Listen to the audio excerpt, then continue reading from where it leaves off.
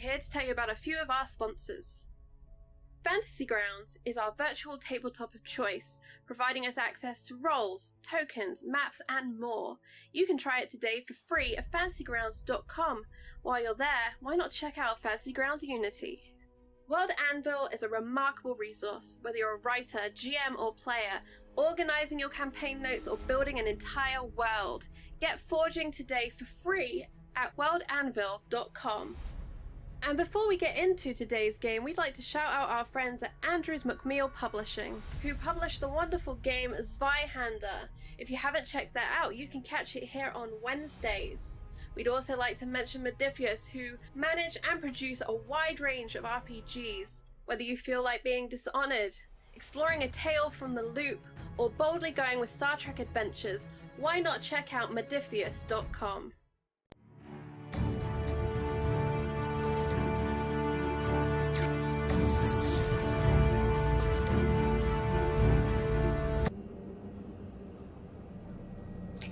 Hello, everybody! Nice to see all your smiling, happy faces today as we are here, back in Westeros, north of the Wall. I'm Pope World on Twitter, Pope World on Twitch. I lurk in all your streams, especially the borked ones. As we are here on Monday to see these wonderful people and the terrible situations that they're about to be in. I will be playing Commander Rael Dundarian. I know absolutely nothing. I am in the chair of peril. We will see what happens to him. But first, I want to see what's happening with the truly doomed, the most innocent group of individuals that we are dealing with. I want to talk to our wildlings.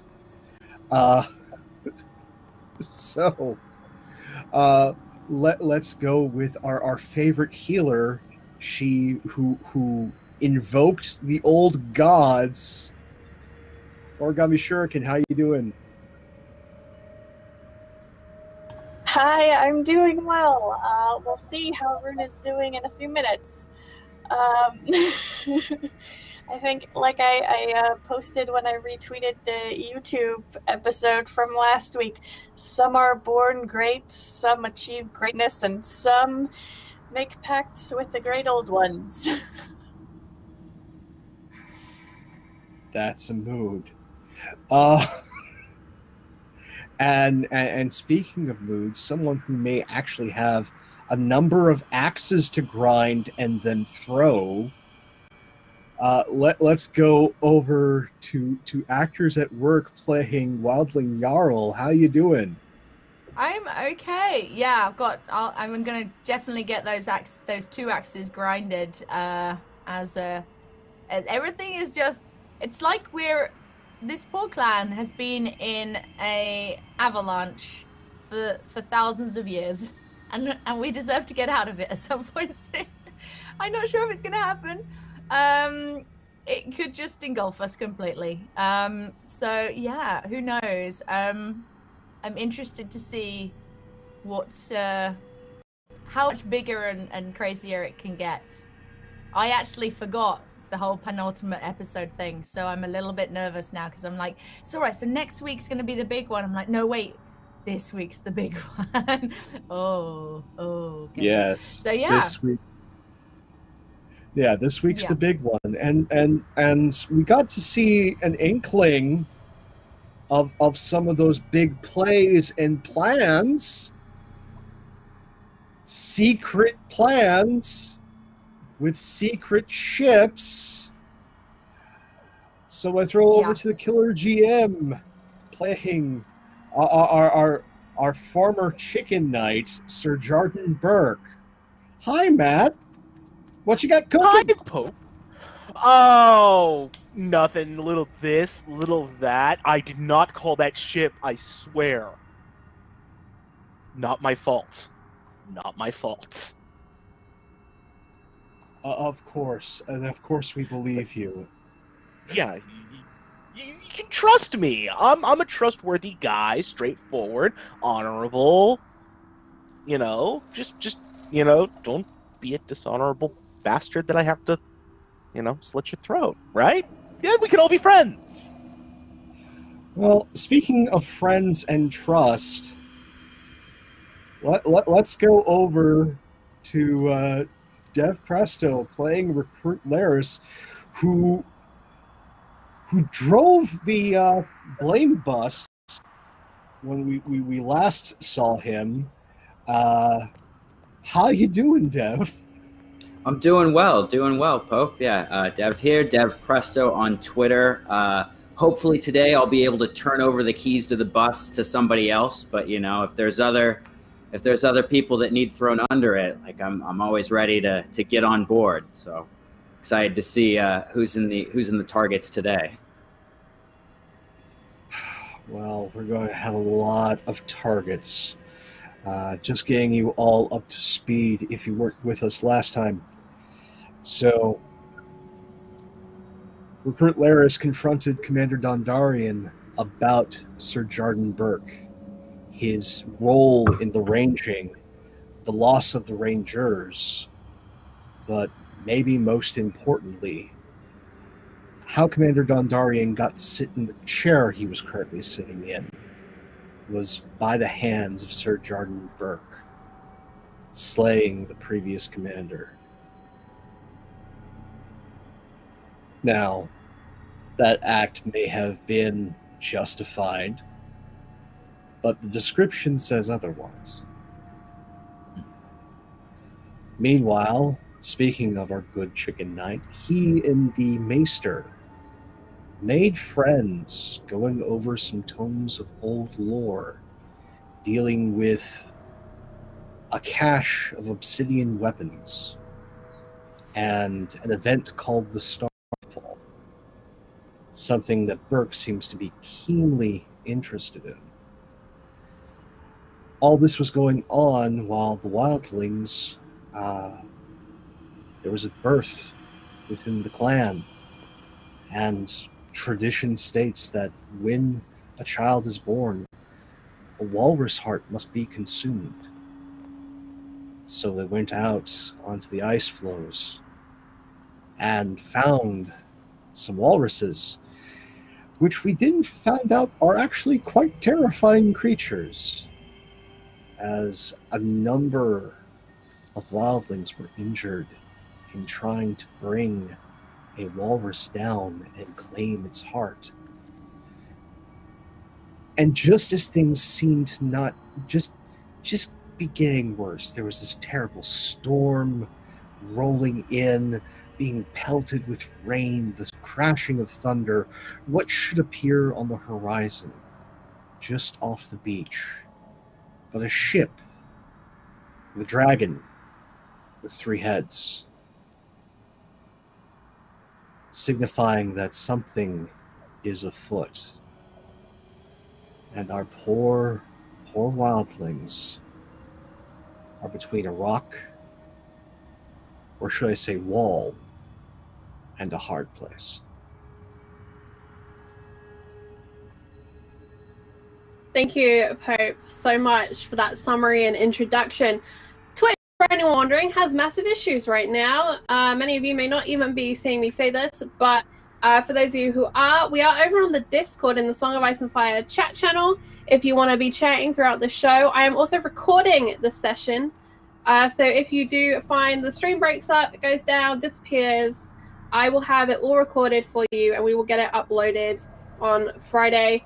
I am super sorry, but until Twitch sorts its life out, there's not a lot I can do. But we are recording, we are live, we are all here. With that wonderful summary, I'm going to roll the trailer, and then it's time for an oath, and then it's time for a game. We'll see you in a moment.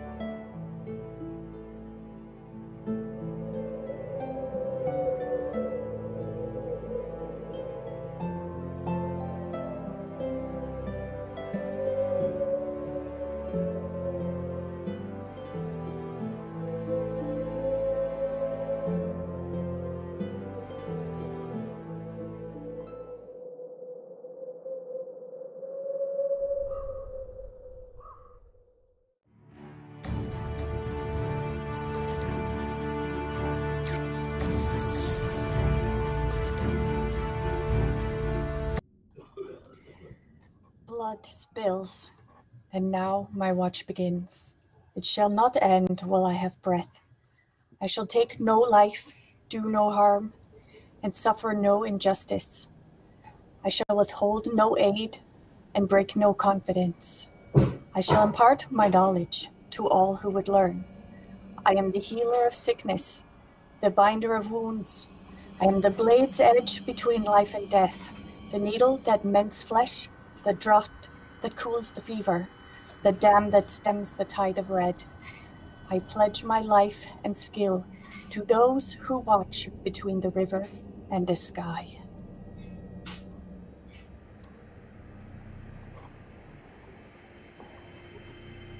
And those who watch are the Nightswatch. 3 men we have represented here before us are characters at Castle Giant's Chair.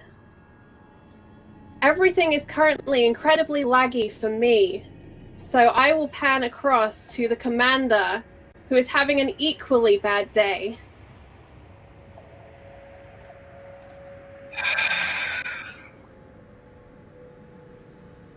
You find the commander not in his office. He is in the main hall. He is in a foul mood.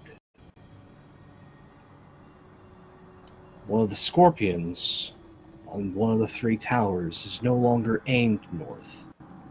It's aimed south. 2 men have deserted. Word has come back from Castle Black, essentially saying, "You're on your own." The rangings north state that the Wildlings are nowhere to be seen.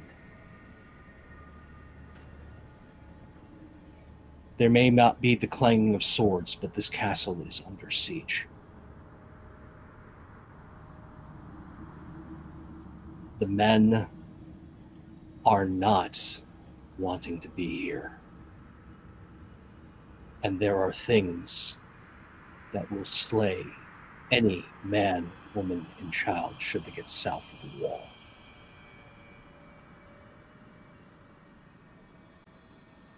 So we see the commander barking at a number of brothers, just trying to get them to focus.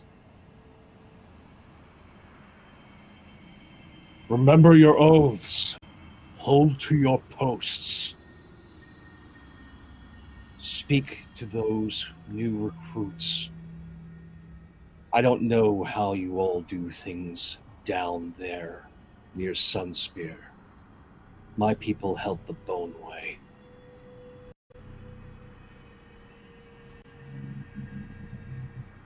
And we know what to do with deserters and treachery. Hold to your oaths. Dismissed. Oh, Sir Burke, good to see you. Yes, Commander. There's been much work to do around the castle as of late. Fortunately, we haven't had time for a proper meeting. No, we haven't. Given the course of the last few hours,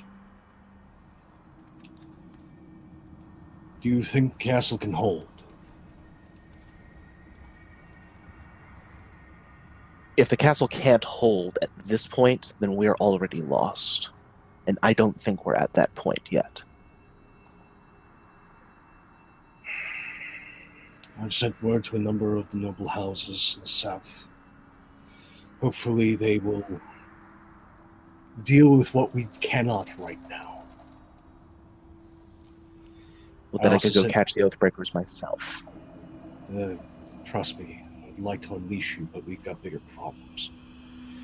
Agreed. Speaking of problems, with the Wildlings gone, there is no buffer between the others and us. I have Very heard well aware of that. scuttlebutt that you dealt with the individual who caused this problem.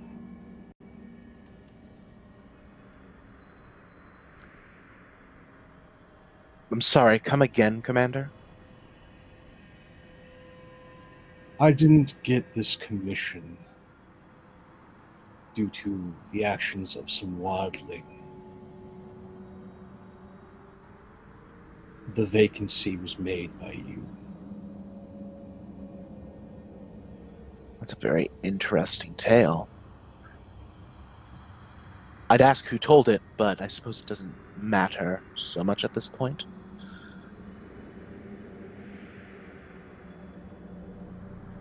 I have no love lost for my predecessor. That being said,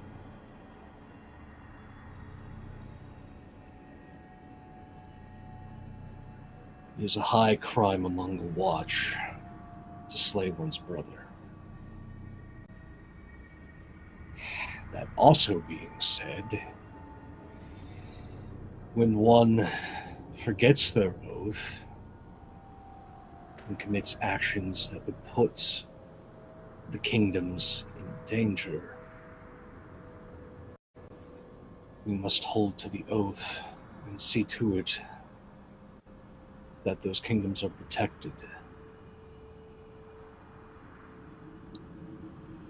You're a good soldier and a good brother. Don't make me think otherwise.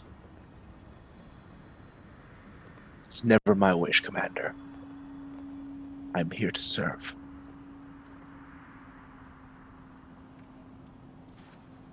Now,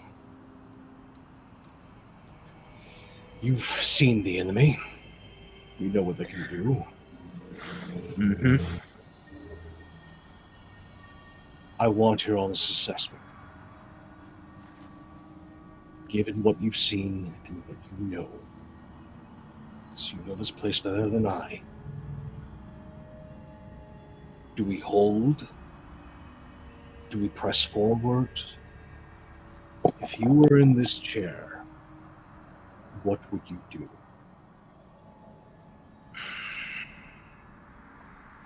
At this point, with the men that we have, we can hold. I want to press, but I fear we lack the numbers for it, especially since, while we know something of the disposition of what's out there, we don't know all of it. I was hoping by working with the Wildlings we could try to recultivate some of what was lost and regain that knowledge. Do you have an idea where they may have fled? Skywatchers, they range around in the woods. They never cross the river. They do go to the sea sometimes, but I don't know when. They're free folk. They roam like they're free. Had I the time, I would want to get the lay of them, but unfortunately the time I would have had to do that was preoccupied by Commander Glover. I'd rather not even hear that name in my presence. As you wish, Commander. Thank you. Now then, that being the case, I'm going to give you some trust and some discretion. Don't make me pay for it. Very well.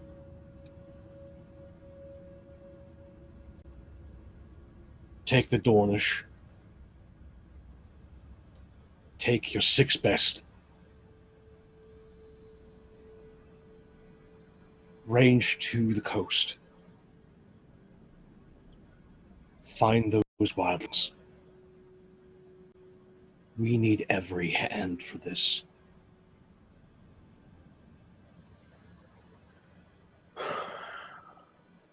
As you wish, Commander. Shall I bring them back here, or shall I just send word back? I leave that at your discretion. Understood, Commander. Dismissed. He's on his heel and out the door. And as you leave the room, I want to say a massive thank you to Dinan, who's just donated 5 gift subs, unlocking an event. It will be horrific, because that's how we roll on this channel. It does appear like chat is currently back up and running, so we will see you there. If not, pop into our Discord. We also have the channel over there where we're chatting. We have also unlocked a secret for a player. And I think since the camera is currently on Sajad and Burke, I'm going to ask you, Matt, what kind of a secret would you like to know? Would you like something to reveal itself at a crucial moment, or would you like to ask me a specific question related to one of your goals, which I will answer 100% truthfully? Yes. I think I can ask a question here.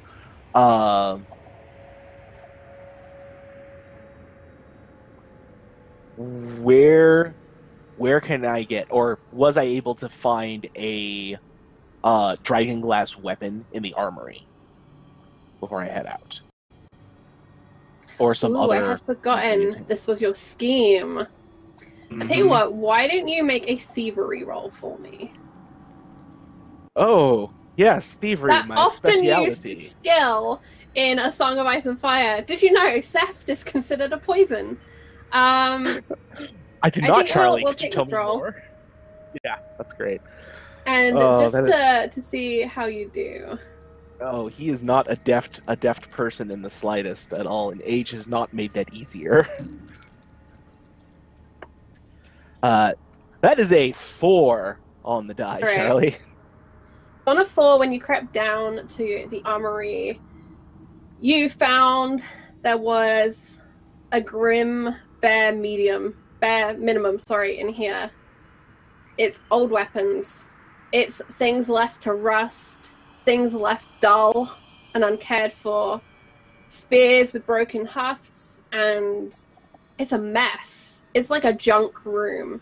There's broken chairs, shattered crates, all kinds of things, and in the corner, a thick sheet of spider's web. You push through to the back, you search, and as you go, you knock over a number of things which clatter all around, a great cacophony of sound.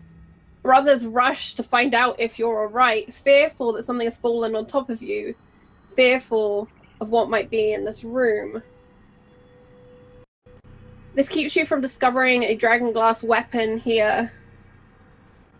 But you do know there are others in the castle displayed. And on further research, having been frustrated by the armory, you know there is one in the maester's room, which you did not know before, and the maester had not mentioned. Oh, despite your very obvious research topics. That makes that very easy then. So before he picks men and heads out, he will pay a visit to the maester to have a chat and see if he can get a hold of that weapon, take it out to do what must be done. After all, they're fighting others. They need everything they can get. And actually, he might see about getting some more for the men, because now he's got justification. All right. So you go to the maester's room. There's a smell to it. It's heavily perfumed with lavender and some other herb that you can't quite place. But the air is literally thick with this fragrance. It's stuffy, and you can see that the fire is roaring in its grate. The maester is keeping this room very warm. Hot. Maester! What? Maester, are you here? Yes. Yes. What? Oh, good. Glad you're about. going to be leaving the castle and making sure we have Oh. proper supplies. Going anywhere nice? You consider the coast nice? I don't think it is this far north. Planning to sail away back? Not my style. I don't run from a fight. Only towards it, from what I am told. One might consider that a failing of mine, yes. If not But a failing, as a burden. Yes. duty. If only we could fight our families, then perhaps you would be home and warm.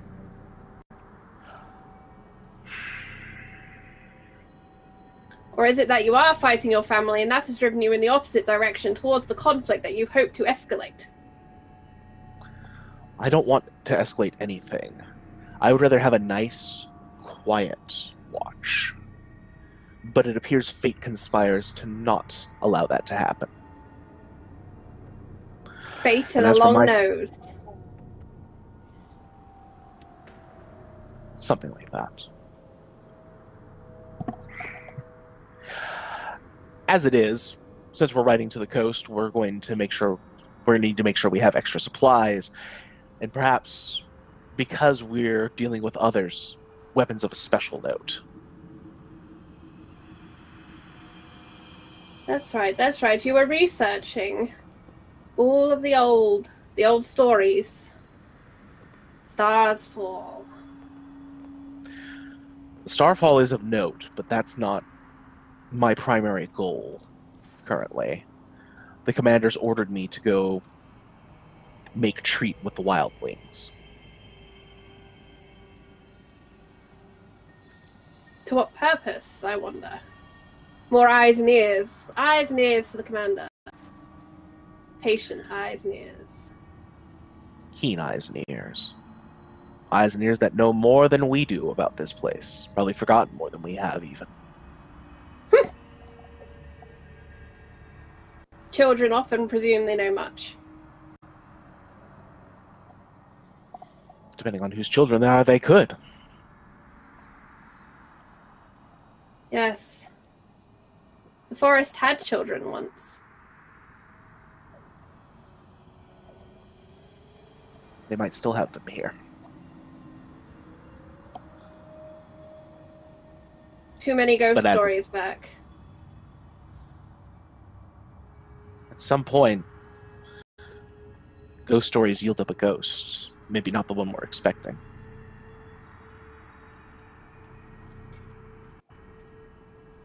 And what weapon is it you seek to procure today, Burke? Poisons, perhaps?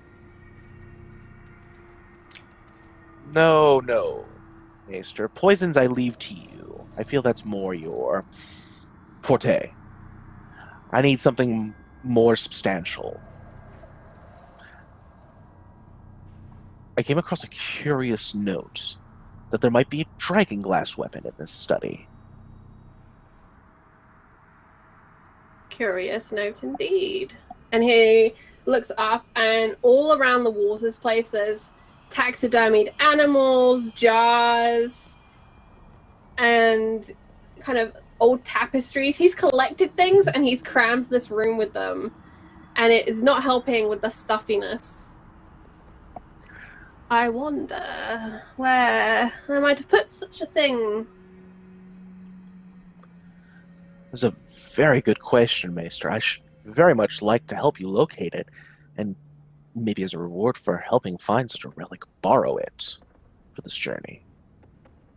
And as my reward for letting you help me find it and letting you borrow it, the weapon won't find its way into a crack I would not please of. No, never. I'm an old man. I have many wrinkles and many cracks. See my hair. Mm-hmm. No, I would not for you. Goodness, we're friends.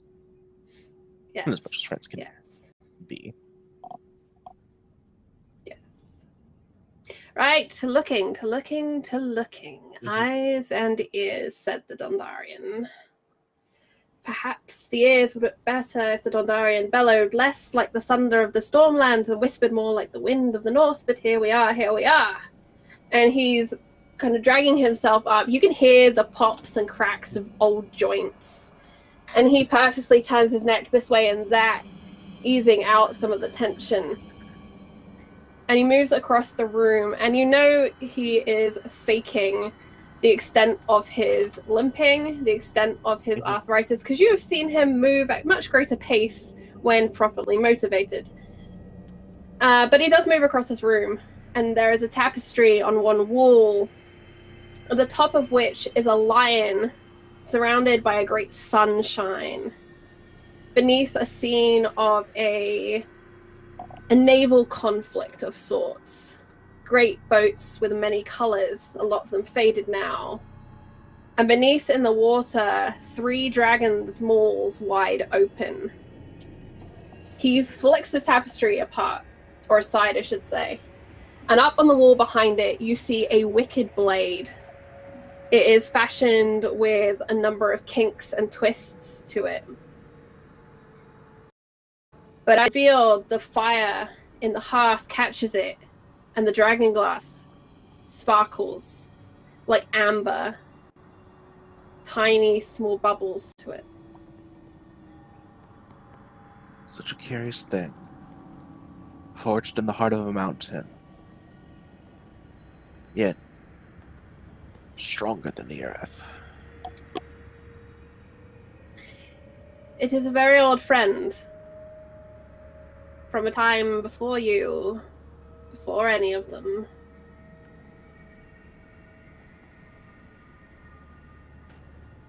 Long lived and And well he kept. reaches up and there are 2 kind of hooks that are supporting it, and he eases it up from them, and you hear another pop in the middle of his spine. He pulls it down. It's essentially a short sword, but it is more formed like a dagger. Mm-hmm. In the ratio of handle to blade length. And he holds it out towards you. I don't know the whys or the whos, but I know the whats. This is a weapon made to end things. To end great things. And he stares into that blade, and there's a kind of hypnosis that seems to wash over his form as he stares deep into the weapon. And he stood there with it held out to you, just staring into the blade. And he'll look at the blade, almost trying to see what the maester sees for just a moment. And then he'll very, very carefully, very reverently reach forward and take the blade from the maester if he's allowed to. He blinks as you take the blade, and his hands close where the blade had been. It does not belong to me or to you.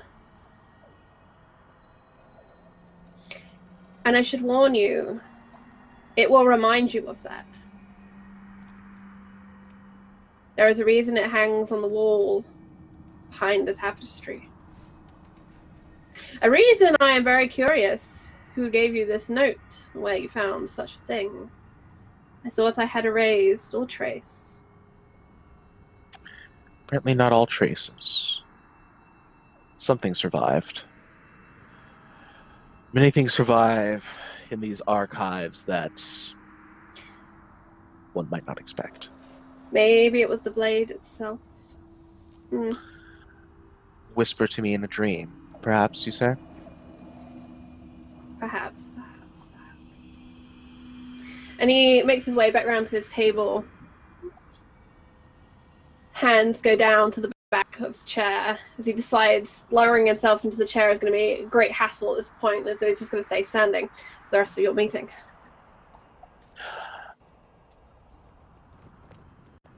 Maester, is there anything that I can... Bad, Burke. Very bad. The summer has brought storms. By my calculations and the notes of those long before, we are to be in a great summer. Not of length, but intensity. If the signs are right.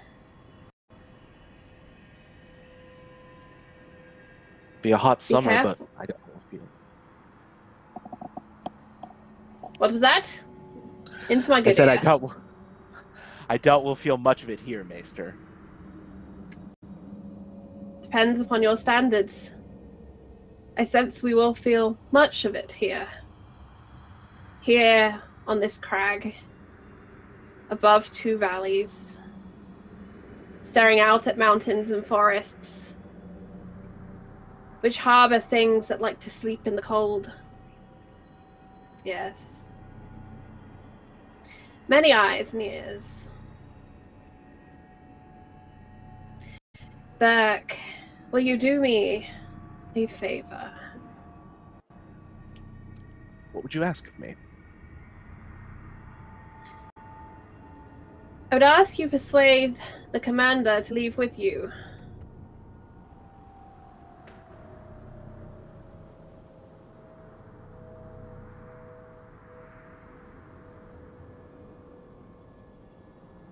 I can ask. Dundarian's a man of impressive fortitude. And you are a man of good intuition and an entrepreneur, some would say if they were being generous. Wickedly inventive is the word I will settle for.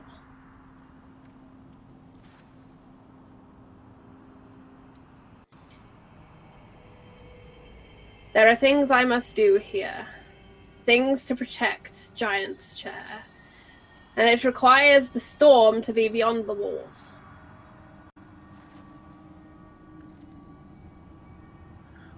I will have to ponder on this, Maester. Put my inventive mind to work. Don't have much time, but I can think of something. And then away to another fire. Yes, yes. Where is our friend? I have not seen him in many days. I have many questions. Well, where is he?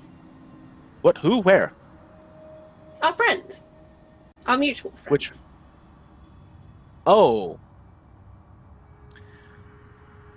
You probably know better than I am.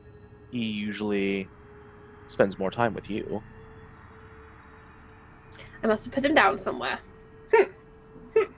And he begins looking around his desk, moving books. Maybe one of the brothers has borrowed him. Some prank. Boys will be boys, even at the war. Gotta do something to pass the time.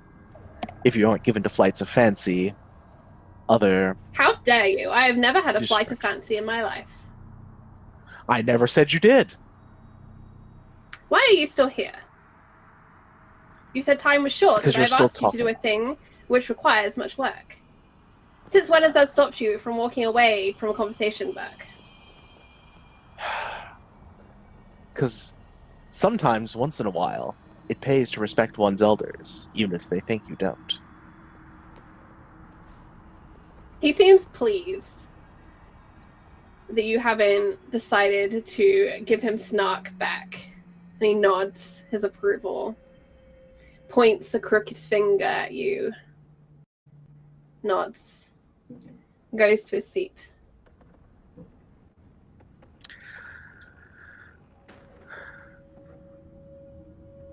Until later, Maester.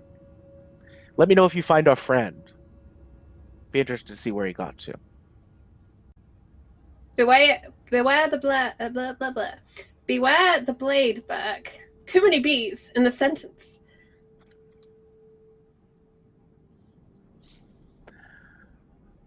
Yes. It's not a thing to take lightly. Yes. Good ominous word. Be wary.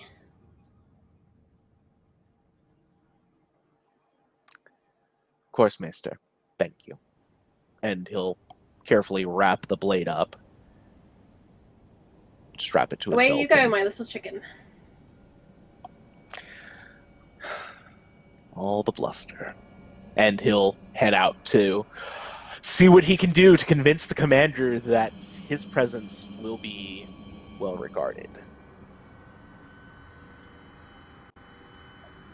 Laris, what are you up to in the castle on this day? Clearly not in the Maester's office. No,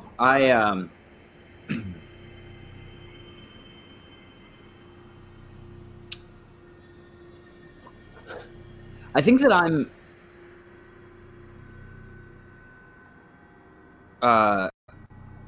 telling the commander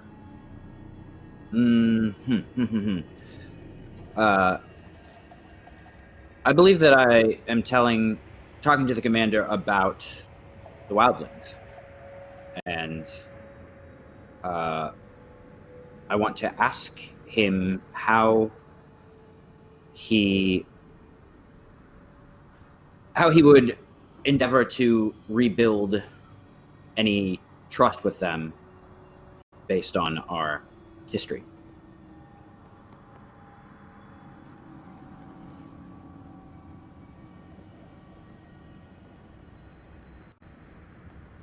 Muted. That's a very hard ask, Recruit. Considering all that's happened. But the one opportunity we have is those things.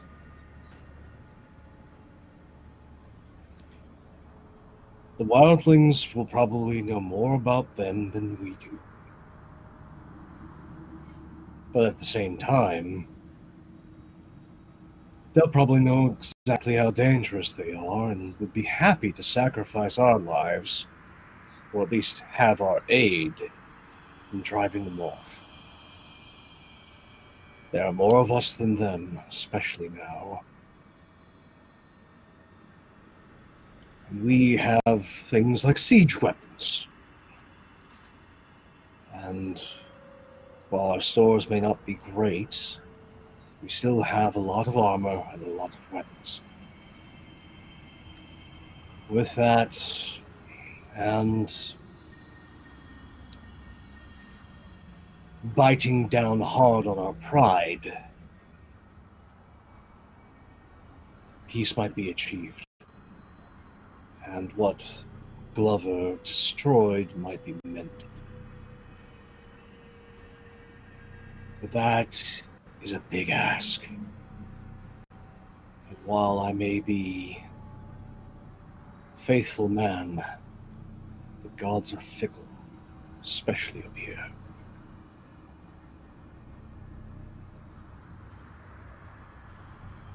Why such interest in the Wildlings, Recruit? What have you found?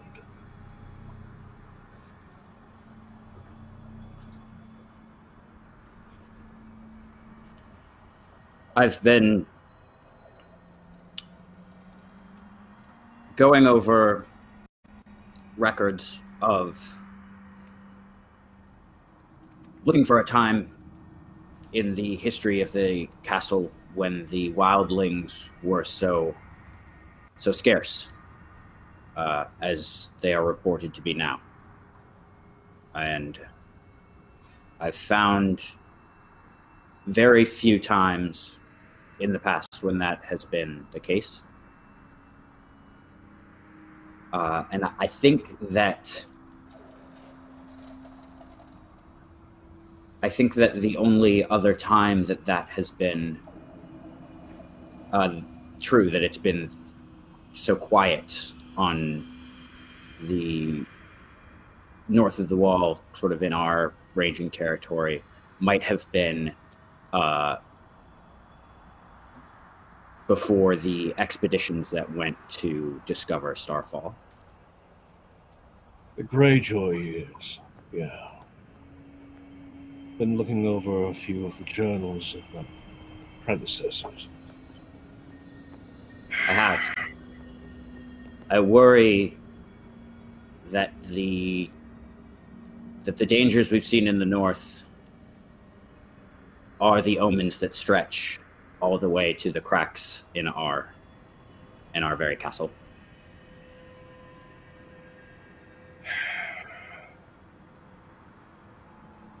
Most of the time, superstition is, well, just that. But one piece of advice I will give you that I have learned from my time up here. Superstition isn't superstition here.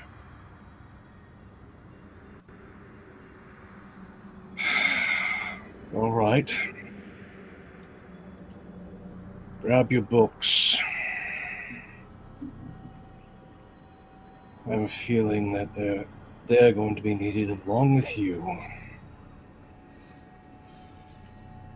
Now, we need to get you properly outfitted. To, I think, head to the armory. He sees it in disarray for the first time. Is quite upset, but that hasn't changed anything. Rummages around, gets like the one good piece of decent armor to keep that might fit Laris. So I imagine, okay, this is what I imagine. You find a good helmet. One without any great big dents in it. No caked on blood, mud, rust in the hinges. You find the good helmet. The plume could do with a little bit of work, but you know, we got a little bit of time. And then looking around, you know you're not going to find reasonable armor, either leather armor in here, but you do know this castle likes to display things, valuable things, which will include sets of armor, prized armor. Okay, go with me of this journey, if you will. So, with this realization, keep this.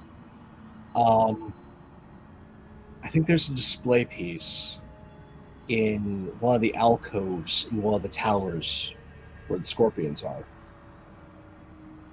And so these two men are divesting a statue of a set of armor and putting it on Laris. And then they head back to Dondarian's office. He grabs the axe from above his desk. You're going to need this. And goes, I talked with Burke.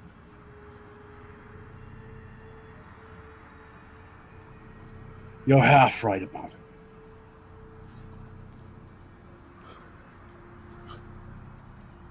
He knows what he did. He knows I know what he did.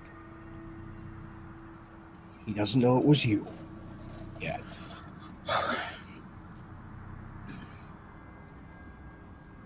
Thank you for that. Right now, we need every man. Of course. That's why I'm sending him to find the Wildlings. And that's why I'm going to send you with him.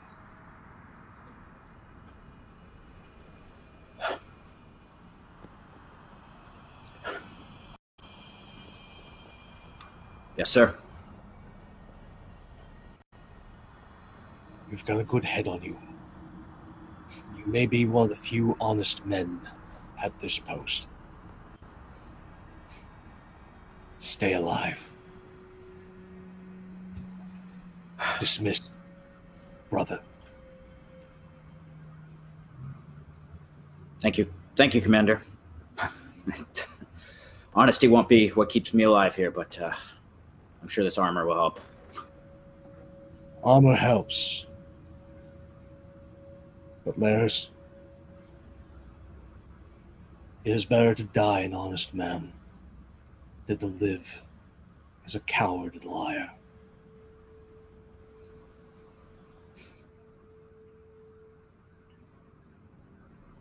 Yes, sir.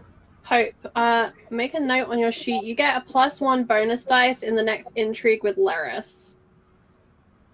those words will stick with Laris. They were very good words.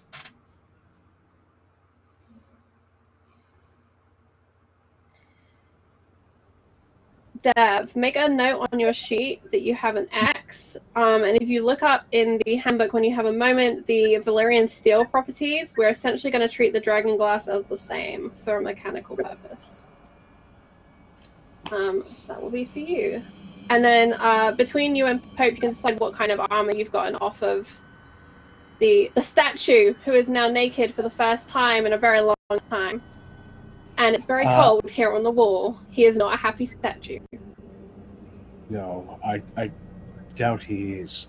But given the propensity that we've seen, I have an idea of where this armor came from and why it was here. This was Glover's armor. So it's blackened brigandine. It's heavy.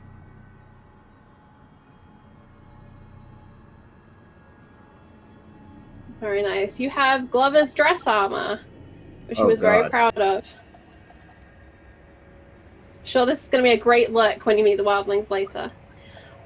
Why don't we go and meet the Wildlings for a moment, and we will come back to our boys in black. The Wildlings are not having a particularly good day either. Ryva is faced with a giant walrus heart, which she must eat. And she must eat it quickly, because Yarel has lifted the tarp, for lack of another description, and peered out onto the beach and seen 3 rowboats come ashore from a ship which... Did she break it? Was that her commanding the storm?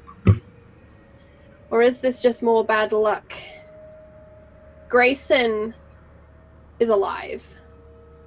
His wounds are great, but he has no fever, no sign of any infection. Runa, Ryva looks to you with this walrus heart in hand. She's got it close to her face, but can't yet bring herself to bite in. And she looks to you. You know, it'd be much better if he were here, but he's not, and you are, and you helped bring this baby into this world, so I think I need your help. Would it make you feel better if you pretend it's his balls?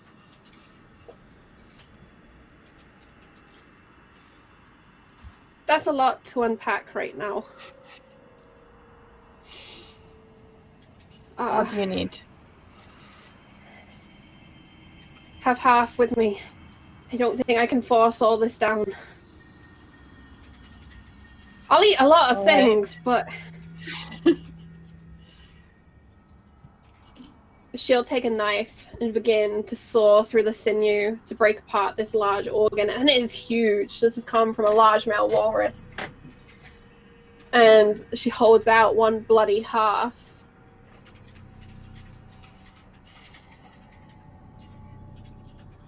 For the baby.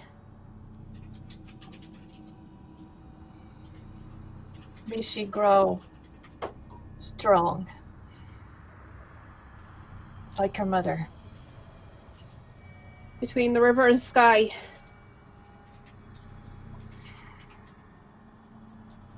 All the way to the wall.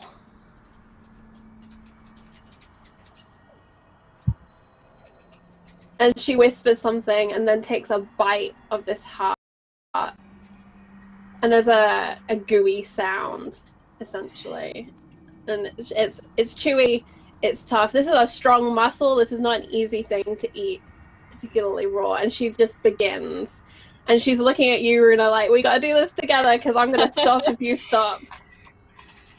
Runa has never been one to back down from a challenge.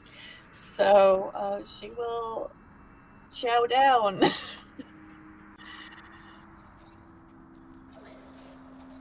Yarel, you are gazing out onto this winter frozen shore, which has been swept hard by a storm that has shaken your small camp all night.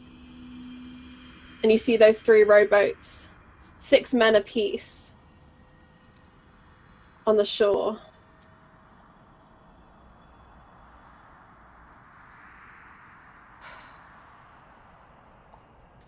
You know, you better chow down quicker We've got company, and not the good kind.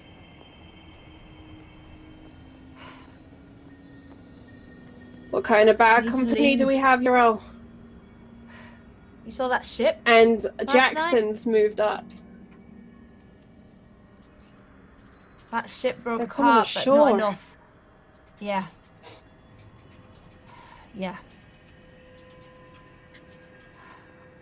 No idea why We've they're not here. enough of us. I know. We have to go. We have to leave.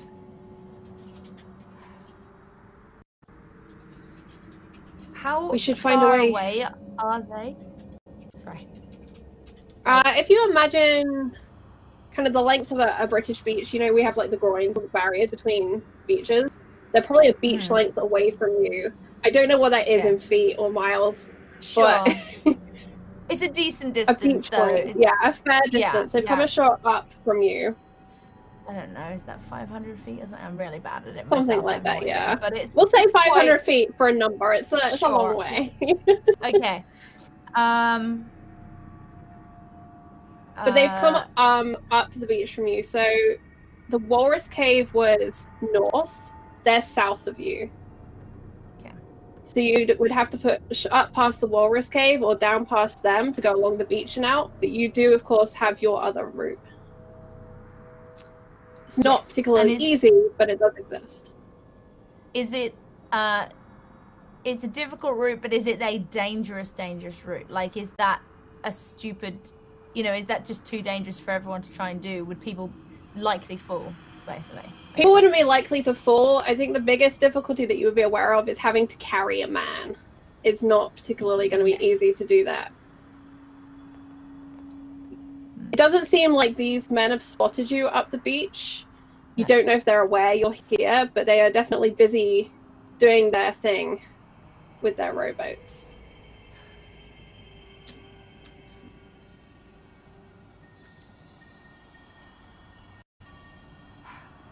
We're gonna have to carry Grayson.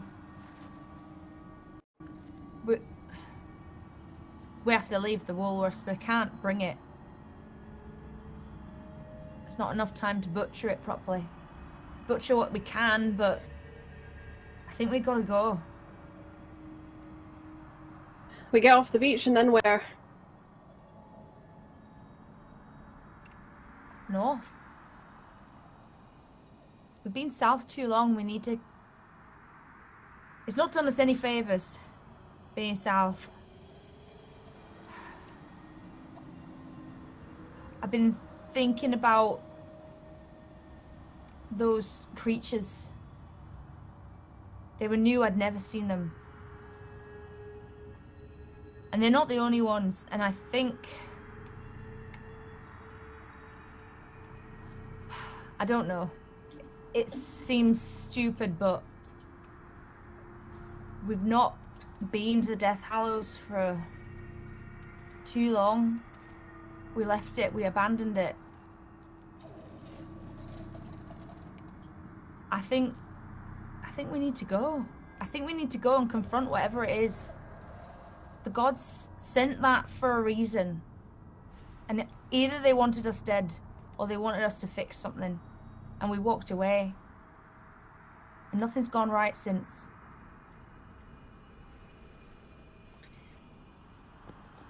But there's so few of us.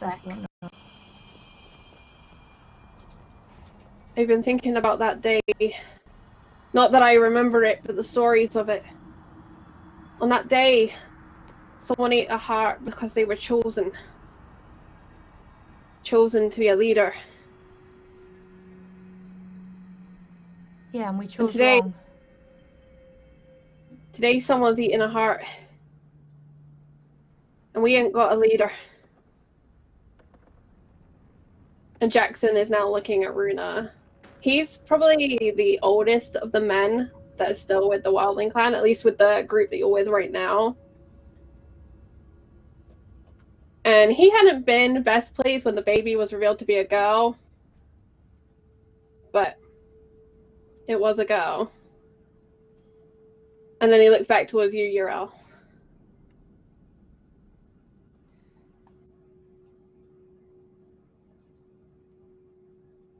I don't know how we choose anymore.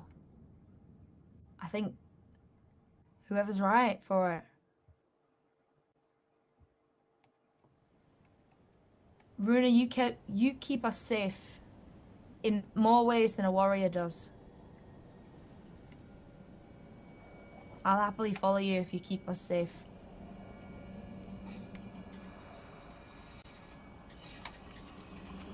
And I'll happily keep them safe in the ways I know how. I'll do what I can. That's all we can do.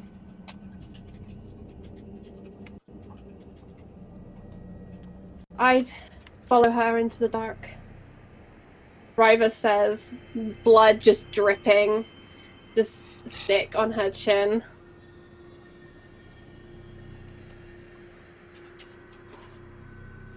Grayson ain't got no bloody choice. He'll follow whoever's leading him. He's gonna have to. Runa, I don't think we can go south. At least not down the beach south. Not past those men. We don't know their intentions, and it's usually not good. No men from the south have ever been good. I don't really want to go back past the walruses unless we want another Grayson. I do know another path up the cliff. It's just going to be hard. What do you think?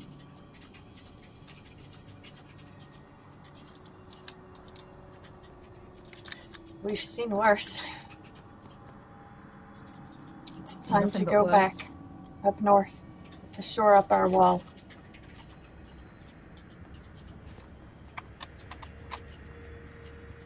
Oh no, we're becoming crows.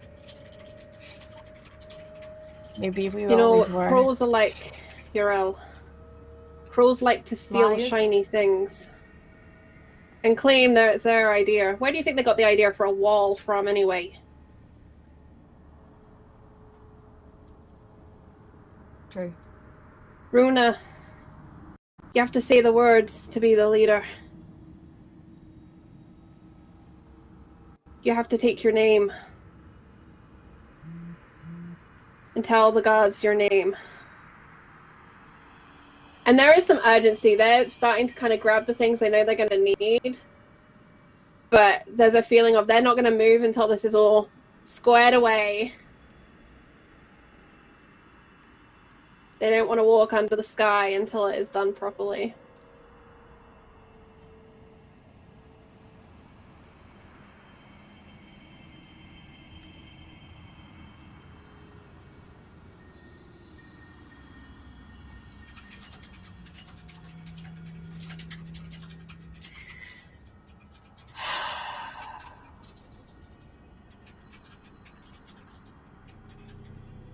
I look at my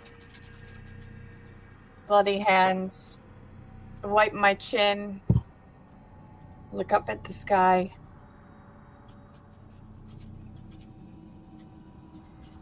And I say, my name is Runa Grey Sky.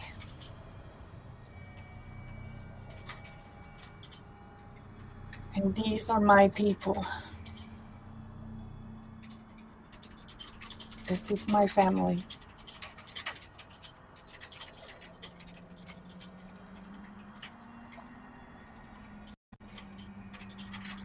Help me keep them safe.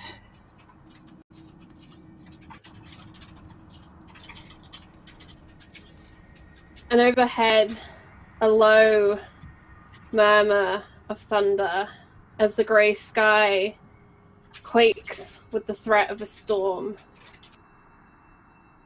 I'd like you to make a will dedication roll. I will also take courage if you have bonus dice in courage instead.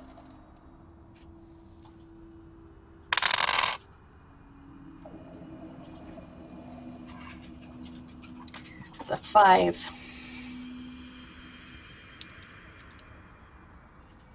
The thunder scares you. It's a strange feeling to have a reply from the sky. And you remember yesterday all too clearly. a deal made within your own heart.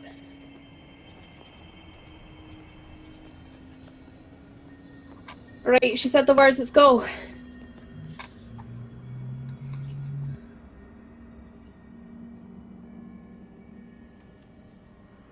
Who's picking up Grayson? Does he look like he's got people to pick him up? Jackson and Ingrid have moved to help carry him. Okay. Jackson, may struggle because he only has one good, strong arm, but he does kind of make the best of it. Ingrid is clearly carrying the bulk of Grayson's weight.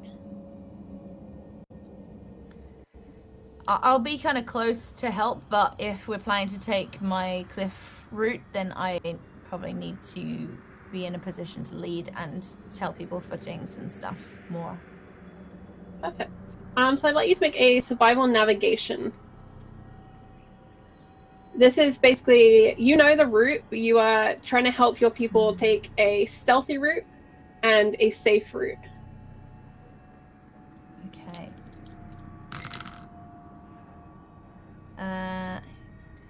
11. 11. Yeah.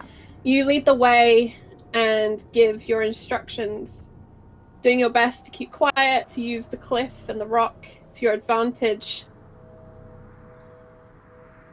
And it takes time, tense time. Down the beach, the men are now fully ashore and they're looking up and down for a route, for something. And I'm going to make a roll for them to see if they notice. You hear them shout to each other. An argument. Words you don't understand.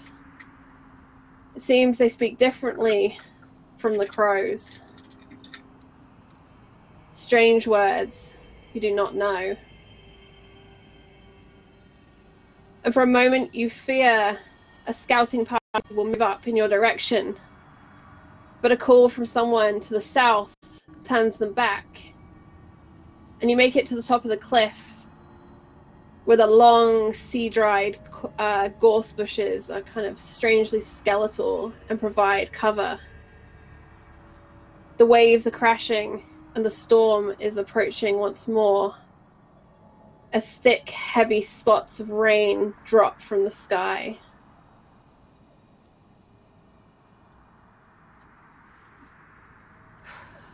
Okay. We made it this far. Hopefully they won't follow. Didn't look like they saw us, but...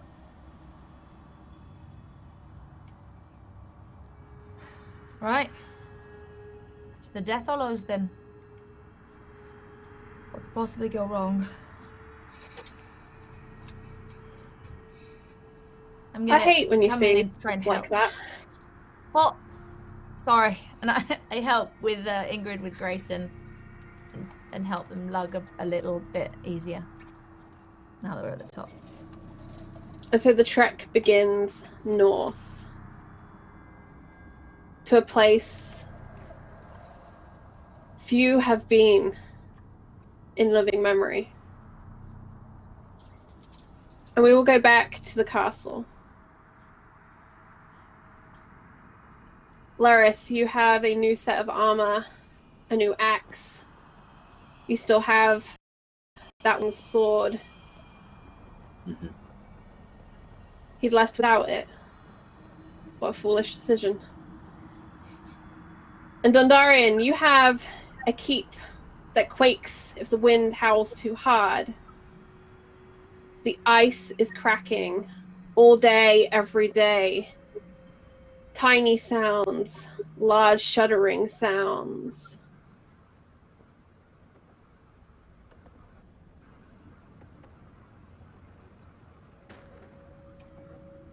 Dondarian gives an order.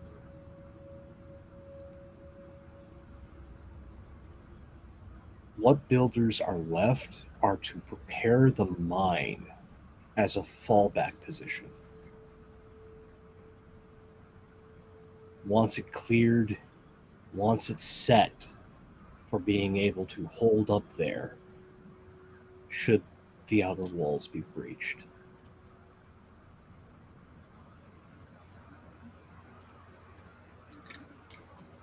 Alright, I would like you to make a warfare command roll. Or I will also take, I think it's tactics is the other specialty.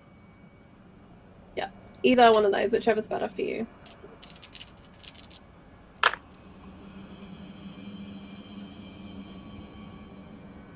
I will take a 17. Okay. Was that command or tactics in the end? That was command. Okay. You lay out the instructions.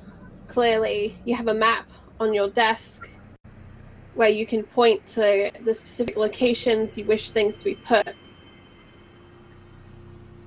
And it is your words that ring out through the castle as the plan is hatched. And the builders drag heavy loads out to that pulley system that lowers them down below the wall. The mine is a curious thing, because based on your maps, there is a part of it that wanders very close to the base of the wall. And the mine is actually south of the wall, although there are excavations to the north where previous rangers and previous commanders have ordered the mining of the mountains. They are a very valuable resource.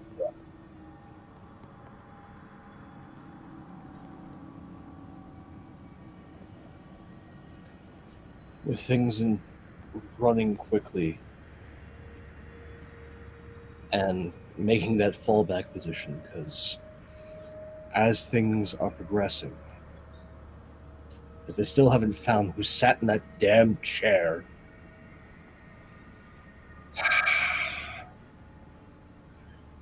more and more he is thinking that even if they do win out, even if they do repel this place must be abandoned. So might as well get every little piece of material, anything that's of use, down south to the mine. Just keep the bare minimum up here. And with that, he is seeing to the horses for the ranging. Also making sure that after the armory episode, looking at the food stores for the horses, water, things that should be taken care of, but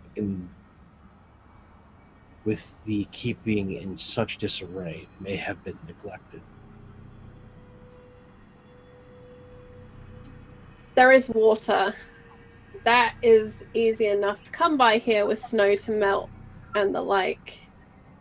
The horse store for hay, grass, similar foods, apples, in a good harvest, however, is running low. You do know you are due a delivery from the gift. Supplies turn up kind of every 3 months or so in bulk for you. And one is due, but it has not yet arrived. And it's in the middle of your counting of bales of hay, doing the simple maths of survival, that you hear a horn on the north side of the wall, followed by a second cry.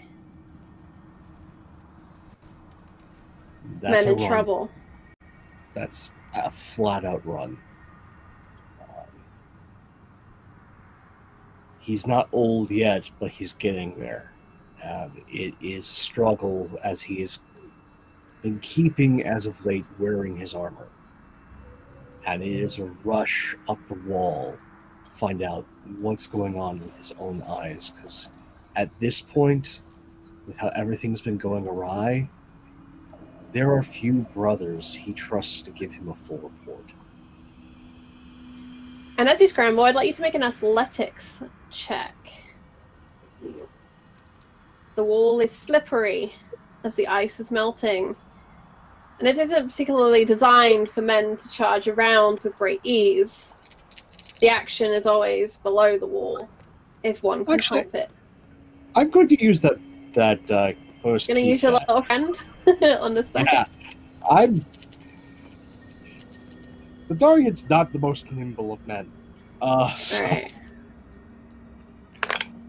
Thank you so much to Dinin. This is your event. Thank you so much for those. 13. Okay. 13, you drag yourself through the corridor and up and up and up to a vantage point. It's a narrow staircase and it is slippery. You can see it glistening even as you pass. But you steel yourself and use your breath to brace against the wall so that you can keep pushing up with no risk of falling. And you make it out into the frigid air. And down below on that strip of pure white that I call no man's land, you see 3 rangers riding hard. And behind them, a mass. Dark forms passing out from the forest.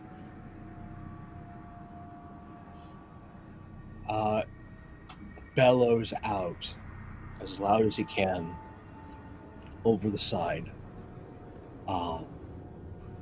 To your posts. We are under attack. Okay. There's going to be another warfare command to see if you can get this order out over the howl of the wind, and you can feel thick drops of rain splattering down upon you. That is a 14. Okay. On a 14, the command rings out. Laris, you'd heard the 2 horn blows, and now you hear the bark of essentially the general of this castle calling men to arms to their positions. What do you do? Run to a position on the wall, grabbing my crossbow on the way. Mm-hmm. Thank you so much, Panda, for that 40-something month resub. Miss you, friend. Sorry. Carry on, Dev.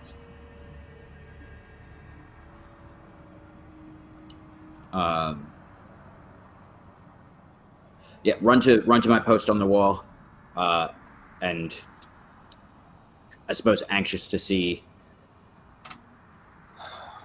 what's happening below. And as you look out, you see 3 riders at the base of the wall calling for that lift to be lowered, for the elevator platform to be brought down so that they can get up. Right now, they are stuck between a rock and a hard place, quite literally. As bearing down upon them, you see this mass of running forms. You squint down, but to you, they're simply humanoid, large, and it appears nearly like an army. And you can see them pouring out from all kinds of avenues from that tree line, bearing down upon Giant's chair. I'll run to the lift. Try and get that going. Okay. Do you have any special knowledge focuses as an engineer in your build? Mason. Trying to think. That doesn't really apply for this. What can we roll to see if you can do this? Let's do any suggestions, Pope, what we could roll for this? To see if we can get some help going with the technical machinery here.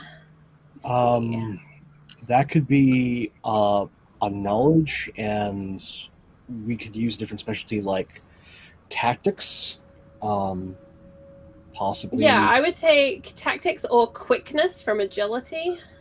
Yeah, for doing it quickly. Off a knowledge roll. Mm-hmm. Okay, so that's going to be 2, and that's an 8. Okay. You hurry to the machinery. There are a number of other people there who work this day in, day out, essentially, and everyone is working as quickly as they can. But the problem is the mechanism is dealing with thawing. It's slick, which makes it difficult, but there are joints that are frozen or refrozen where the ice is being chipped away now. And it's a battle to get this lift lowered. And out in that no man's land, you can hear howling. And you remember a trip across the forest through eyes that were not yours. You remember the death that you had witnessed and the sound of a beast. Only this isn't one, this is many, a chorus drawn out from those forests of the north. And the three rangers have dismounted and are beginning to fight to try and hold back those forces as you fight to get this lift lowered. You have a nasty feeling it's nearly impossible to get this down to them in time. It's a long descent. And short of dropping it the entire way, it could be difficult. And dropping it could damage or break it. Or crush the men below. Dondarian. I'm going to move this to essentially a initiative order. So I'd like you both to roll agility just to determine your initiative, and quickness I think is the bonus on it. Purely to decide on just an order of turn so we keep the action going.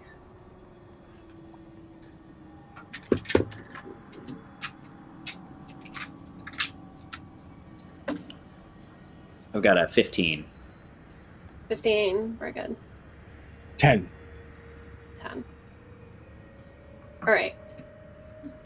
And I have a 12, so I get to go next. Alright, so we'll take Laris as the action that's just happened, and we'll move to my go. You see it down below, the men are fighting as best they can, but this is a mass of these hulking beasts. You can see glistening now the bone white of those skeleton faces. And you see as they pounce at the wall and begin to climb. A number of them fall and tumble, but a number of them are finding a way. And for their action, the beasts are beginning to climb the wall. It's a long way to climb and very treacherous, but you can hear them calling to each other. And they are clearly intent on pushing south. Dondarian, it's now your turn. Issue another command. Well, 2. Siege weapons, fire for effect. Archers to the wall. Repel the climbers. Great, roll me that warfare command, please. 11. Okay. The orders are issued and followed rapidly. Do you have your specs for your siege weapons to hand? Hands, not immediately. Okay, we'll have a look for those in a moment. You've got time to look for those. Laris, new commands are ordered for men to take up archery positions or to man the siege weapons. What do? Do you continue working to get this lift moving, or do you take position as an archer or a siege weapon? The first thing I do is tell the men around me to cut the lift and let it fall, and be prepared to lift it by hand. And I'm going to hope that the 3 or 4 of them would be able to do that and get help to do that as I go to man archery post. Okay, you issue your order. I'd like you to make a warfare command. I do have a discipline up, and essentially what you're doing is rolling to beat their discipline. To make sure. How about a 2?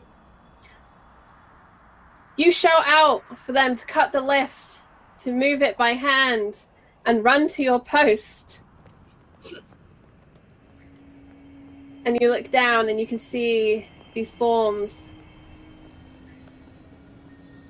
And as they howl in synchronization, the walls of the castle seem to shake.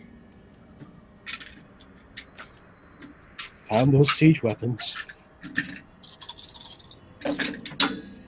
Let's drop the dice. It must be on Monday. Okay, 17. Alright, so with this howl, the very walls of the castle shake. This extra jutting up of 3 towers shivers as the sound reverberates up through your feet. You can feel it in the balls of your toes, this howling cry. As all of their heads turn to the sky. And Laris, you've been face to face with one of these things. You can imagine still those fangs, that distended jaw. You remember watching as one had bitten into the wildling woman and tasted her blood. And then you hear the sound of it. A siege weapon fired. Pope, roll me that siege weapon as the scorpions unleash. Well, I'm going to roll the trebuchet first for dramatic effect. Okay. Also, it's the one I have open. Trebuchet. Okay. That's an 18. So there's a sound and a crack and a rumble as this large siege weapon unleashes a heavy stone down from the sky, and a thud into that snowy bank below, crushing a number of the creatures as they exit the forest and run towards you. You see the boulder skids across the earth and crashes into a tree, unleashing another crack. And the howl falls silent, cut off, as there are more individual sounds now between the creatures. And the 2 scorpions. And the 2 scorpions with great big bolts. First scorpion is 12. Second scorpion, 20. Very nice. These 2 siege weapons, Laris, they're kind of either side of you at opposite ends of this section of wall, and you can feel it. You can feel the force of the air as the 2 bolts are unleashed down towards the ground like great giant spears, and they skid through a flanking group of these creatures, destroying, smearing red blood across the earth, stirring up mud and filth as they go, leaving 2 great troughs of destruction. There are still a number of individuals on the walls, and the archers loose their arrows. And Laris, I'd like you to roll your marksmanship, please, as you take your shot. But before you do that, actually, I need you to make your will check to see how frightened you are. Okay. Because I just remembered about it, and if I don't remember about it now, we weren't going to remember about it. You're looking to be a 12. Yeah, I rolled an 8. Okay. So you feel a quake as you remember that beast screamed in your face. You remember how it had ripped a man in half, and you'd seen what little of that man came back, and they're climbing the walls. This castle's meant to be safe. They've got a long climb, but they are good climbers. So you will be at -1d for your marksmanship for this, as the fear gets to you. That is a 12. 12. You fire down and you strike one of these creatures as it's climbing up the wall down below. And it's a good solid hit. You see the arrows in its shoulder, the feathered end sticking up. And then you feel a gust of wind blow around. And Dondarian and Laris, I need you to make... I'm going to call this endurance. Endurance stamina, please. I have a 9. 9. 14. All right. Laris, you feel the coldness reaching the tips of your fingers, even in your gloves and your toes as well, as that wind is just cutting straight through you and it's icy. And it makes your eyes water and your nose is running, but it seems to be almost freezing instantly in your beard, stealing away your breath with coldness. Dorian, you steel yourself against this cold wind. But it is as if the north is howling at you with every voice it has. And at the end of the wall, you see a man blown off as it curves around a rock and takes him down into the snow. That could have been much worse. Only one man. But his scream echoes out. It's a higher pitch than the primal howls of these creatures. Burke, you heard 2 blasts of a horn. You heard the bark of orders distant up above on the wall.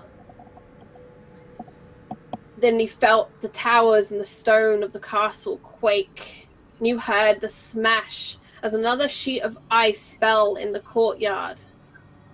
Then you heard the siege weapons. 3 unleashed, a trebuchet and 2 scorpion bolts.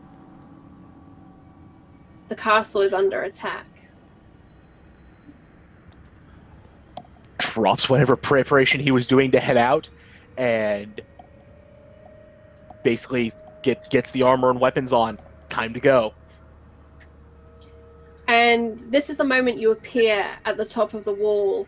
As Laris has fired down, the bolts have been unleashed and they're reloading.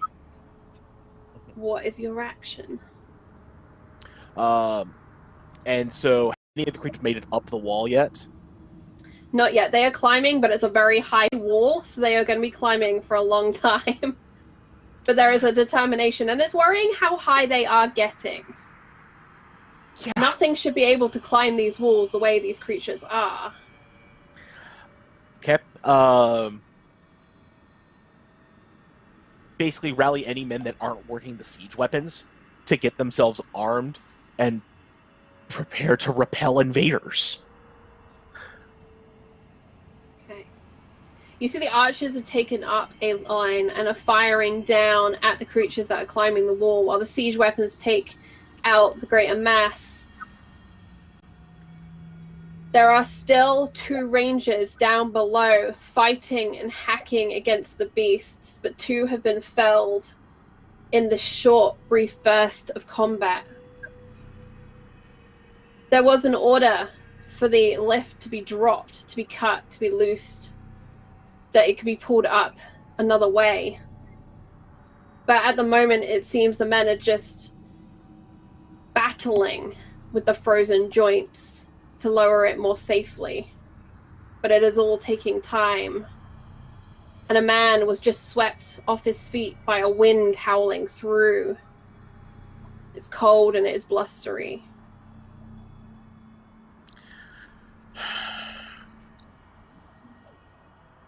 Well, until a creature gets up, I'm going to go help with the lift, because that's really what can be done at this point. We got to get those men out of there.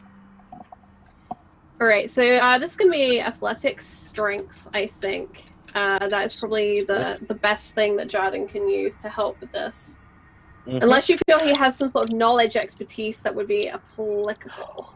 No. Brute strength is absolutely Jarden's suit. We're good for that. Good. Alright. There are so many mini dice on my floor right now. I don't know how I miss my tray every week, but I do. It happens. As long as they're not D4s. Nah, just D6s. How's an 18 sound? Ooh, very nice. You pull, you push, you force, and the pulley that had been stuck from basically thawing and then refreezing gives. And there's a small juddering drop as it comes free. And the mechanism is loosed up now. And you feel that weight as it pulls against you. It wants to go with gravity now that it's free to do so. But you hold fast, your feet skidding half a foot towards what would be the drop. But you hold. And the men join you on that rope, helping you bear the weight of this lift. Hold the lift fast! We're gonna pull them up as soon as we can get them! Alright, and you begin the work of using the pulleys to safely lower the lift to retrieve the two rangers still fighting down below. Commander Dondarian.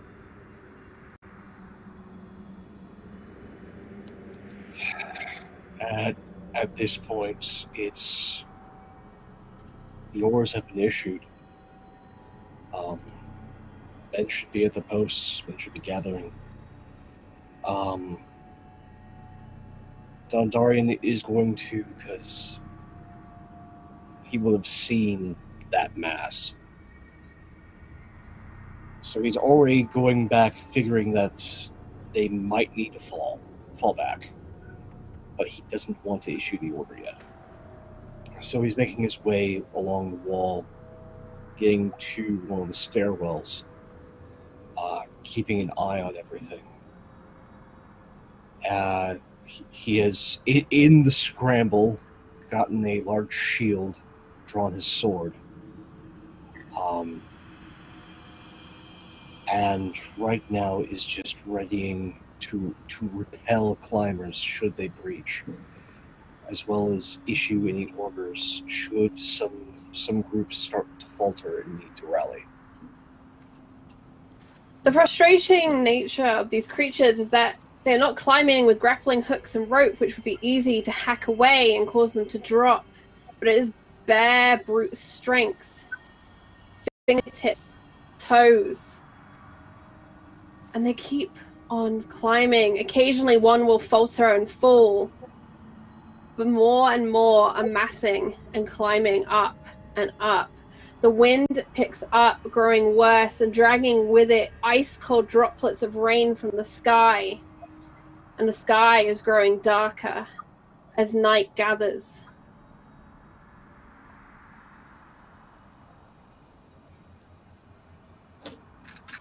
Did you give an order for the siege weapons to be fired again?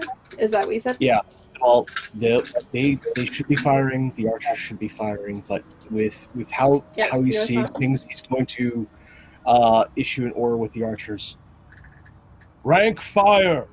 Rank fire!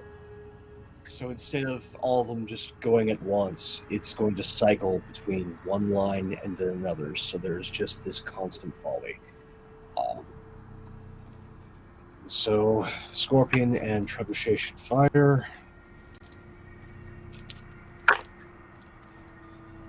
Trebuchet, I love thee. Let me count the ways. 15. Okay. And your two Scorpions?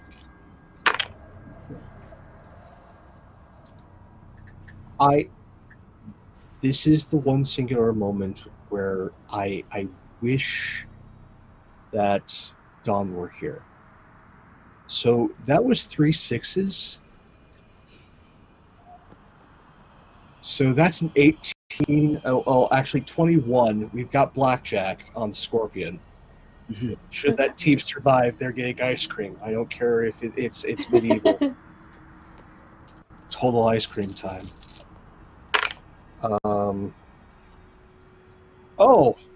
And that is just poetic. So the other Scorpion, that's an 8. Okay. For dramatic effect, the Scorpion with an 8 jams. It half fires and it shakes, and the whole team shakes with it as they're trying to control this thing from just keeping it from yeeting itself off the wall, essentially, with all of that kinetic energy that was just stopped halfway. And from the other end, there's a soaring sound as that spear, giant spear, is leashed out and down and out, and it seems to hit the wind at a strange angle. And for a moment, you think it's just going to soar over everything, but the wind buffets it, and it ends up basically cutting across the entire no man's land and just skewering 16 creatures on its way through, destroying a chunk of the creatures and creating another thick gorge in the earth. And the creatures howl, again in unison, and you feel the rock reverberate through the soles of your feet. It is less powerful this time, but the rock is shaking. And worrisome to you, Commander Dondarian, the northern tower seems to vibrate in frequency. You can see it beginning to develop a sway.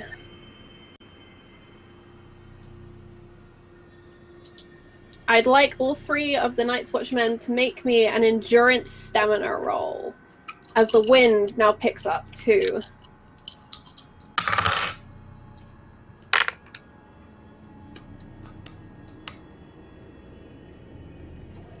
It's a 6. 6. 11. 11. 12. 12. Laris, your fingers are now so numb you cannot fire your bow. It will prohibit you from taking an attack action this turn. They're just cold and raw and throbbing. And that wind is really pushing and pulling at you.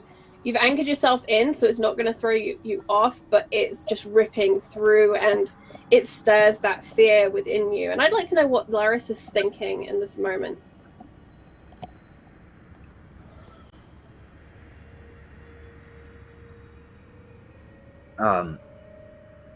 Laris he's seen the man fly off the wall, and he's terrified that that's gonna happen to him, and I think he's sort of hunkered down underneath beside the wall. And I would like to, if this is possible, I have a proposal to spend a destiny point to add a helpful detail. And I'm imagining a massive, hefty length of chain that runs along the side of the wall that we can use if we all throw the chain over at the same time, like a big, long guillotine situation. A throat cutter. I like this idea. So as you are hunkering down and hiding, for all intents and purposes, you notice a chain which had belonged to the third scorpion. The third scorpion is currently pointed south, and this chain has been left here. And it's a heavy, heavy-duty chain. It's used for keeping siege weapons on top of a wall. And the idea comes to you that you can use it. You are going to need at least 3 or 4 other men to lift this chain, to drop it, especially to get it at its full length. But yeah, chain is there. For Commander Dondarian and Jardenberg, again, you feel that wind ripping through you. You feel the icy cold of rain shivering down your back, soaking through any fabric and fur you have, and threatening to go beneath any waterproofed armor. And you can hear that tower shivering and shaking behind you. But you are making your way through these creatures. You are finding a way to push them back, to kill them. At least you have not seen one rise yet from underneath the great scorpion bolt weight, or from that crater left by the trebuchet. But Dondarian, you know the trebuchet only has a very limited amount of ammo up here on the wall. 2 more shots at best. And the heavy boulders are slow to load. It's a lot of weight to move around. And the men up here are freezing and afraid.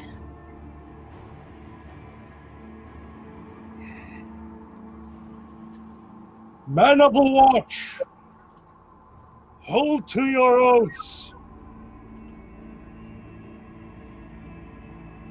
Load the scorpions, load the trebuchet. Fire as best you can. Third tower, fall back to the courtyard.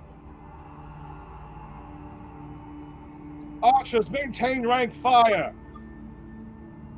Find whatever you can along the wall. Drop it on them. Not one other gets on my wall. Alright, Pope, I'm going to give you my little bonus dice up here.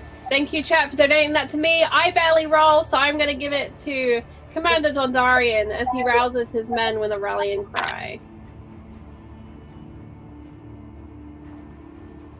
Thank you, Chad. Thank you, Charlie. That's an 18.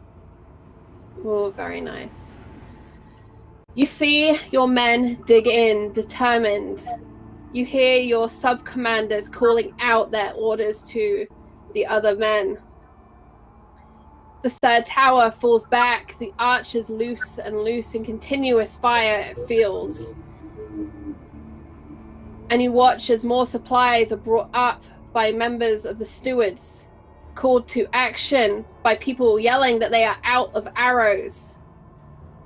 And you see Laris struggling with a heavy chain, a glint in his eye, and a plan.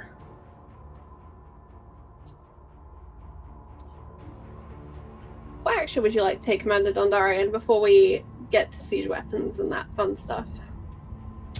I want to spend a destiny Okay. to take additional action. I see Laris, I see that chain. I am rushing over to him at half as best I can to give him aid to get this thing, because Okay. Your mic's got a little bit quiet, Pope, just to let you know. I see the ingenuity of Laris.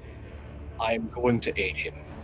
I'm going to rush off to that chain, and with every last bit of strength in me, help him heft that over. Clear this wall. So I will issue orders, and the trebuchets and the Scorpion will make it essentially their last firing attempts. Okay. Roll those for me as I ask Matt what Jordan Burke is doing in this moment.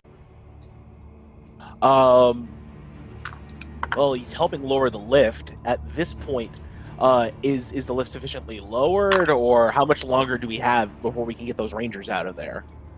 It's definitely on its way down and being handled by the engineers that are there. Commander Dondarian's words basically mean that everyone is doing what they should be doing as effectively as they can, and the lift is no longer stuck, thanks to your physical aid. Okay. So at that point, I'm kind of making sure, after I've made sure that they're good, and basically making sure the orders get relayed down the line, basically say, you stick on this wall or you go over it. There is no other option at this point. And then as he sees the commander and Laris struggling with that chain starting to lift up, it's like, it clicks in his head. Oh, and he'll scrabble over to help them get that thing over. All right, all three of you. This is going to be a athletic strength. Unless you are going to pitch me that it is something else. No, big dumb smarts.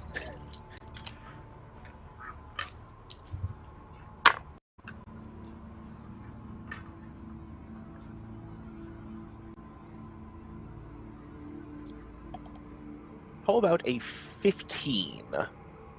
I'm sorry, 16. 16. Commander? 16, yeah. 11. 11. Laris. 12. 12. Commander, as you rush to the chain, seeing Laris, you find it cold and heavy. And you heave, and you feel that weight in your knees. And you flex your muscles to rise, to lift. Burke hurries from the lift, coming to the other end of the chain, unhooking it from its tether, and begins as well to lift. He finds it easier than the Dondarian, using perhaps a lever of some kind as an angle point to help this heavy chain. Commander Dondarian had just given an order. All men to their positions to hold the wall. This was his wall. And Laris, as you lift the chain, another set of hands joins you and lifts as well. And all along, those who are not busy firing arrows or unleashing siege weapons have come to join you. Lift this chain and use its full length. You get it to the very top. And there is a moment as everyone waits for the order to drop. Loose! And there's a sharp. And down the chain goes. The wind twists one end of it just slightly, but it drops relatively true straight down the edge of this wall. And you can hear the cracks and cries as it cuts down and through the creatures that had been climbing. And then there's an eerie silence, save for the wind and the rain. And then the siege weapons crack as out go the bolts and the great boulder loaded in. The 3 final rolls, if you will, please, Pope. Okay, so Crochet, reliable. That's a 14. Scorpion Team 1 is definitely the overachievers. That was a 17, so 2 6s there. And then that other Scorpion team just could not get that thing unjammed. That was a 9. Right. So the trebuchet goes first, and you feel a shaking as this hefty boulder is flung out through the air. The mechanisms cracking into place to keep the weapon from overbalancing and throwing itself. The cries of men to move out the way, to hold fast, stay true. Then the scorpion bolts. The first, still jammed, they're still fighting, they're still trying. By Commander Dondarian, they will protect Giant's Chair. But that first team had reloaded that scorpion, and on your cry of loose, out into the forest shot this bolt. It didn't strike as many as previous, but that is because so many are already dead. And it shoots out and into the forest, driving a hard trench north, an arrow from the wall and Giant's Chair. There are cries from the creatures still alive, still remaining. 2 remain climbing the wall, but the others are falling back. And the 2 climbing the wall become peppered with arrows as the marksmen have simple and easy targets. A couple lean back as they lose a good line of sight, not wanting to be swept away by the wind. And the rain descends, heavy and thick. It blocks and blurs much of your view, and fog begins to rise. But there, in the distance in the far north, a break in the clouds, where they have been swept clear by the wind. And above the forest, a great moon shines.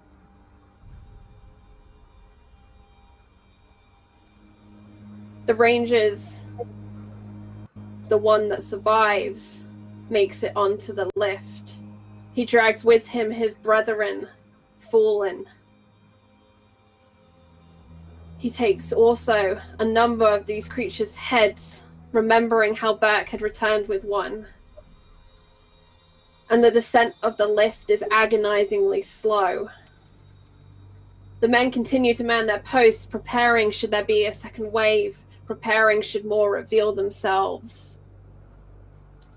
But the night grows quiet, save for the storm, and save for the swaying of the northern tower.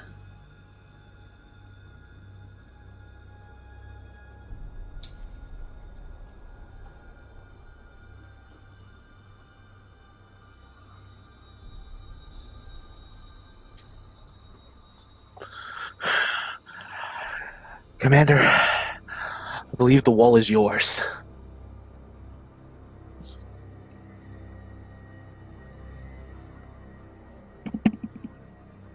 Muted pipe. Brothers, we hold for now. Well done. Those who are still fresh, man the wall. The rest of you, get cleaned up. Eat. It's a long night. I want that tower either supported or demolished.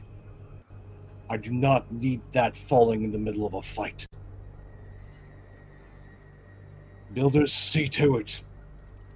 Stewards, my brothers, freshen every man that you can. See to their aid.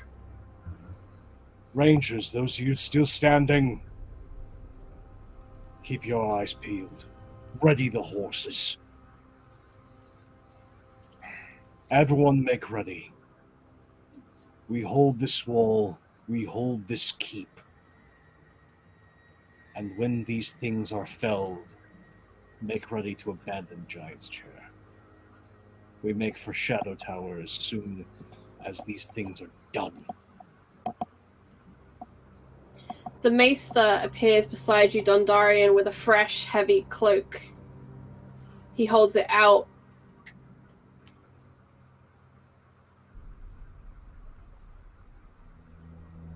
A watch is an interesting time, Commander. Why now, do you think? Why now?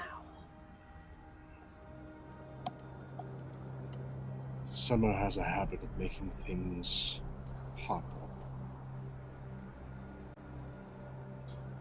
He places the cloak upon your shoulders and turns a glance to Burke. His eyes travel north, across the wall, the forests, to that moon that shines. And in the back of your mind, Burke, you hear a strange voice. Dark things stir in the place where the star fell. We must keep these things here. We must stop.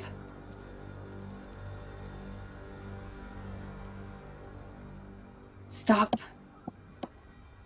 the darkness in the absence of the star's light. The stars are the eyes of the gods.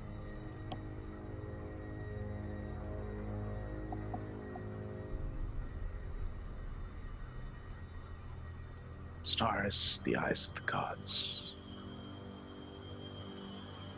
Go. Stop. Commander, Yes. what if these things won't stop? What do What if you they- mean? Speak plain. What if they have a nest somewhere that they're coming from?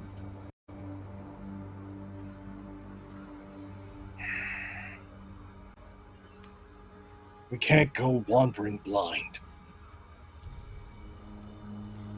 Resume previous order by it stands. Find the Wildlings. Find what they know.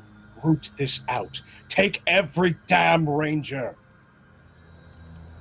The builders and the stewards will help me hold.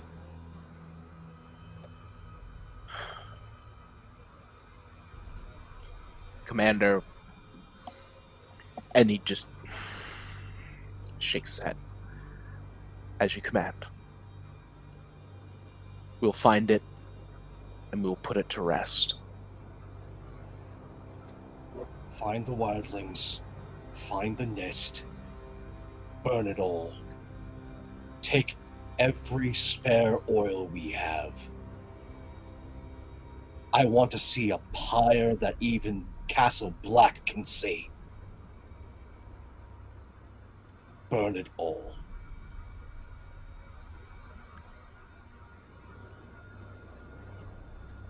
As you wish, Commander. Right, men! You got the orders. Gear yourselves up. We're going hunting.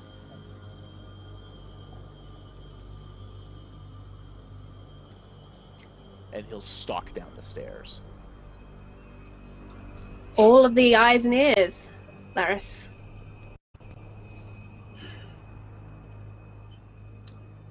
Indeed, Maester. All of them. We will need someone to count the oil, of course. Someone to ensure it makes it where it must go. Hmm. If you are to be steward to the commander, you should practice being a steward in hard times. You should attend, Sir Berg. Yes? Ah, my friend. My dear instructor. These orders have already been given to me. You're in luck today. It is not a lucky day when a brother is blown from the wall. No. No, but one book that must be remembered. And Laris takes a book off the shelf, opens it up, and on the inside of the book has been written The West Rose Falls. And Laris begins to write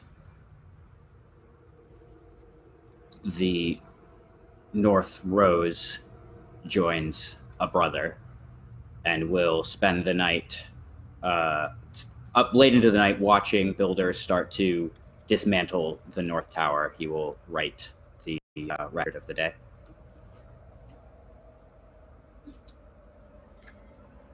And so it begins. The end of a watch. The Maester leaves you be. There is a loud tut which echoes as he goes. And he forgets to limp.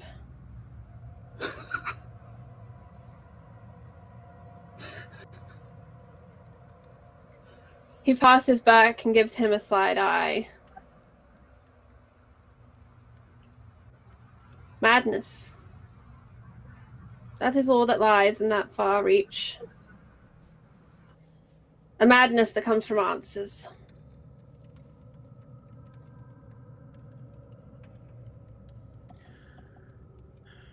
Some might say there's truth to be found in madness. Truth indeed. This castle has stood since an alliance with giants. This castle has survived the changing of kings. This castle outlived dragons. I will see its watch end when mine does. And he's angry.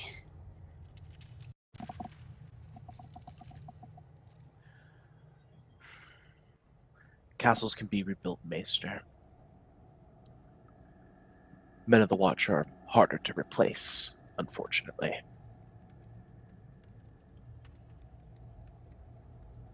Commanders, however, very simple.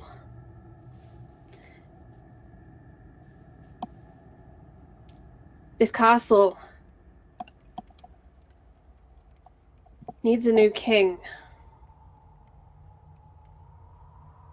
Don't disappoint us, Berg.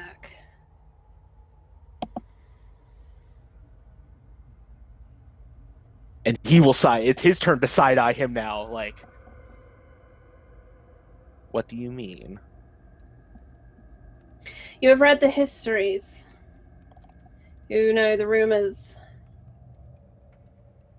And you have killed a man. Killed a man for death. Killed a man for blood spilt on snow. Blood that belongs to this place.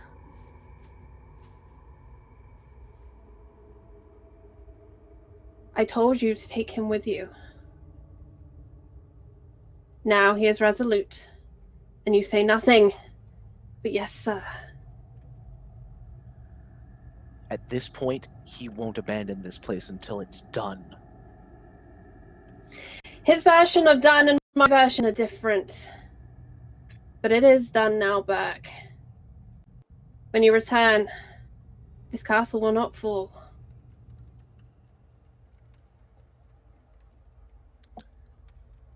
I would hope that be the case. Night gathers, and my watch begins. I will not abandon my post, Burke, nor will I have it taken from me, nor will I see my post erased.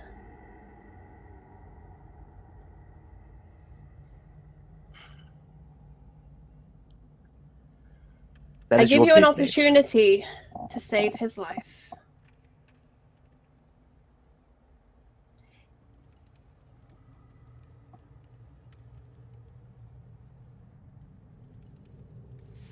Tis your choice, Burke. Tis your choice. Very well, Maester. You'll know my decision upon my leaving. Yes, I will. Eyes and ears, keen and patient. Keener than one may seem. What? Have you found my friend? He changes almost instantaneously as a knight's brother passes nearby. His entire posture shifts down and lower. He squints at you down his nose. You still see it there, that keenness, that anger. A man that has made a decision.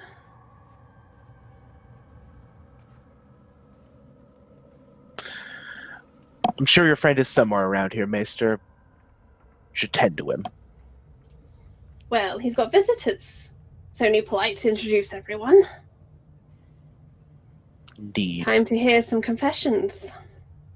What? Yes. Yes. Stewards must find the oils, must keep the accounts. Yes. Yes. You need a lot of oil if we're going to make a pyre big enough for Castle Black to see. I shall leave you about your work. Much work to be done. Much the same, Maester. He'll go to rally the men and try and figure something out. I would like you to make an awareness notice test for me, please, Sir Burke.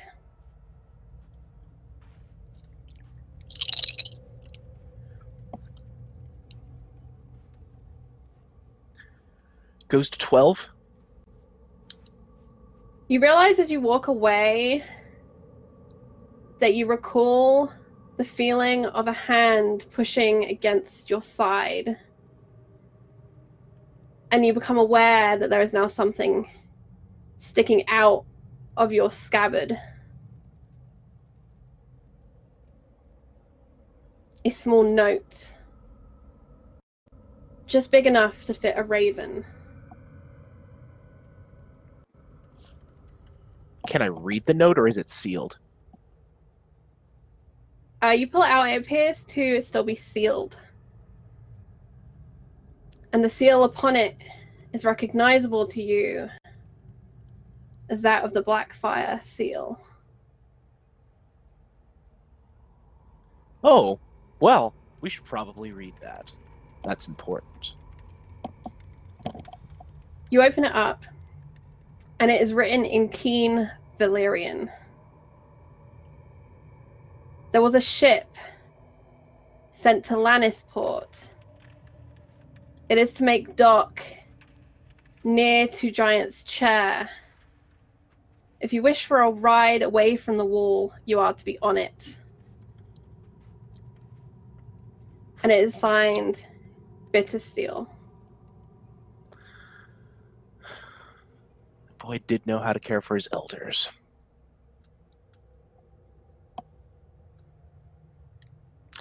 And after he's read it, committed it to memory, he will drop that note in the nearest brazier. Mm-hmm. And it fizzles, and the wax burns, briefly setting the fire to a dim green before the yellow-orange returns. Fascinating. Commander Dondarian. Everyone at Giant's Chair follows your orders. Whether they are specific, the reordering of the armory, the preparations for the oil, who is to be where is decided by you. And there are many volunteers for your great task, including a young boy, a proud new recruit for the Brothers of the Nightswatch. He comes to you personally.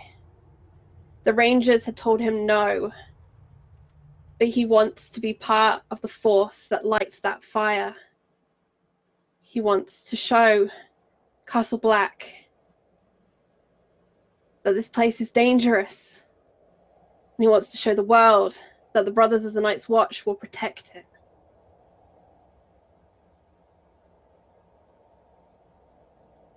Please. I know I can be mouthy sometimes, but it's my duty.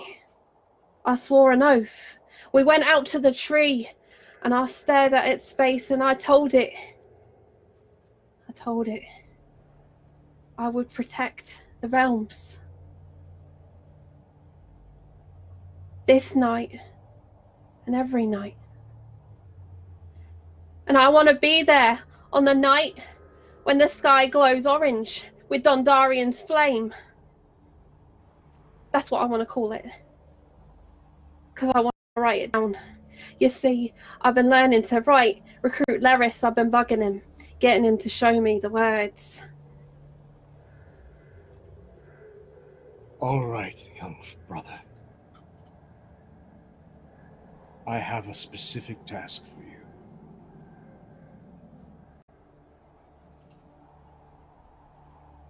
I'm ready, sir. I do not do this lightly.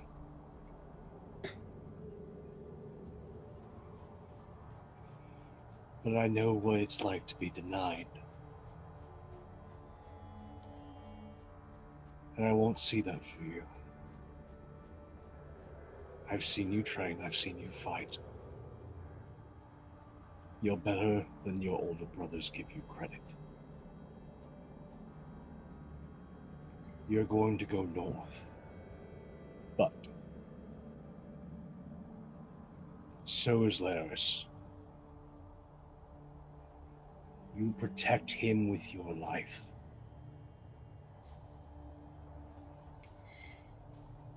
Commander Dondarian. Yes. Can I tell you a secret? Certainly. My father was a knight. Only knights aren't meant to have children. Not his kind of knight. He made an oath to protect a king. And he does, you know. And I wanted him to know my name one day, and even if he couldn't smile, because that would give the game away, I just wanted him to know. That's why I learned to be good with a sword. That's why I broke the law just enough for them to send me to the wall.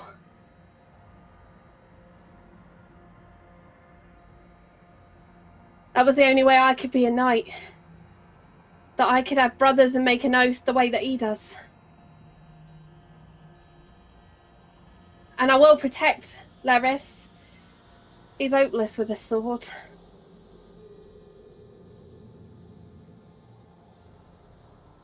Dondarian is barely keeping himself from shaking. His fist is clenched. His jaw I only is clenched. say it because if I don't come back, because I've been doing my job and I protect him from something like what we saw today. I want you to write to my father so that he knows. Because no one else will tell him. What's your name, brother?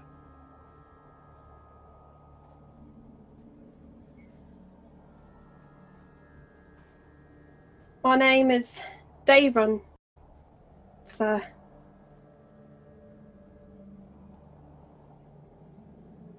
They named me for him. The king, I mean, not my father. That'd be an entirely different story, I was telling you. I will write your father. You have my word. And he reaches You into his protect pocket. Laris with Mhm. your life.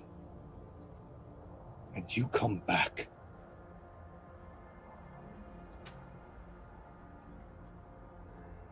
I will, Commander.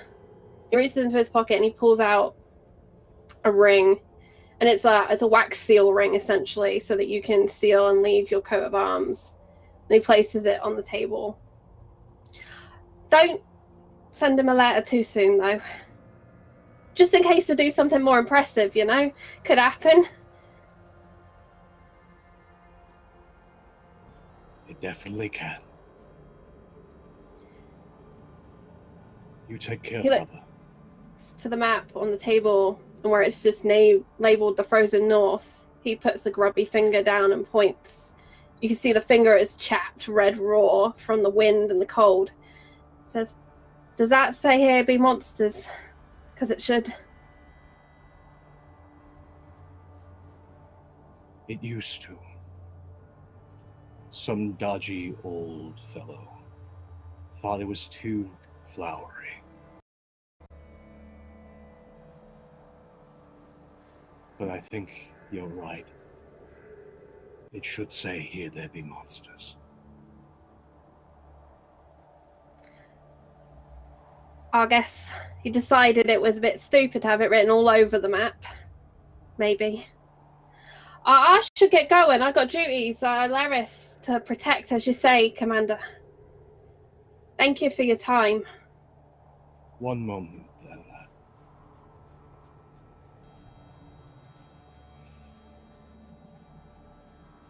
You're good with his sword. But we saw how these things fight today. He gives the kid his dagger. His misericord.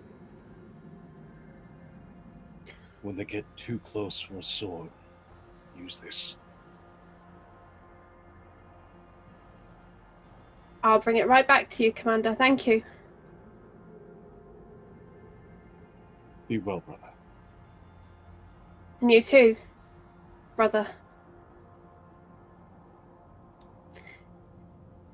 He carries the dagger out like this, like it's the greatest thing he's ever been given, and it possibly is. And he closes the door carefully behind him. Dondarian then immediately proceeds to get out quill and ink and probably writes the angriest letter of his entire life. Okay. He's writing 5 copies. Okay. One goes to Castle Black. Because his commander deserves to know what he's doing, why he's angry, and should discipline be necessary, have proof. Mm-hmm. He's writing one to his father. He's writing one to the king.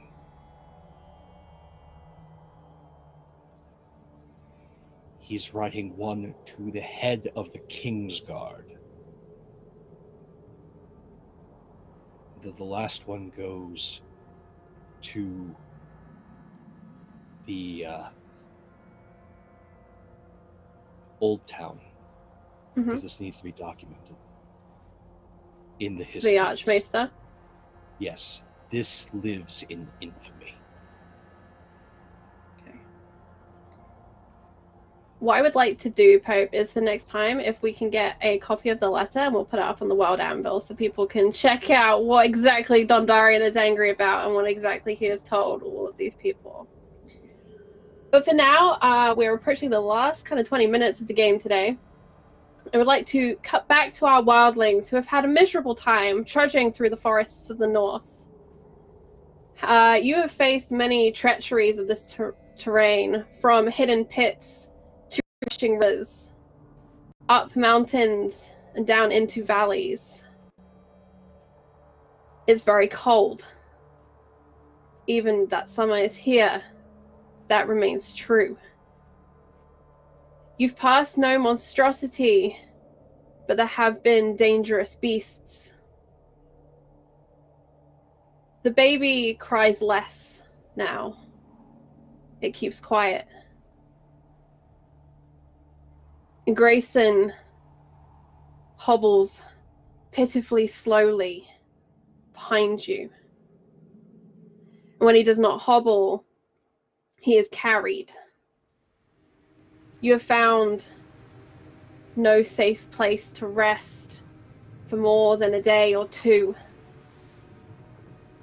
And the signs and the stars have been hard to read, because the cloud is always there, blocking the eyes of the gods from you. But when the cloud does break, you get glimpses of a pale moon, large, slowly eaten away, day after day, night after night. Kate and Alyssa, you are our wildlings from the clan between the river and sky. What is the story you will tell of the moon and its slow ebb between full and gone?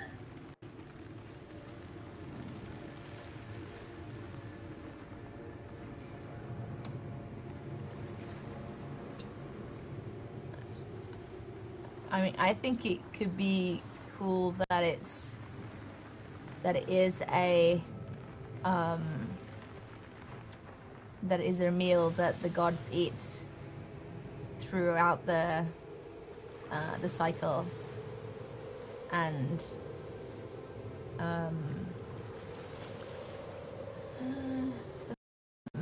maybe we actually kind of do some sort of little ceremony every time there's a new moon to like re-gift the gods food that they can then consume or something like that. Sounds kind of cool. I like that.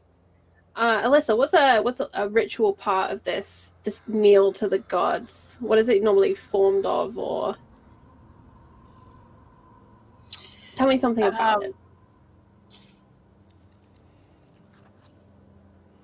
We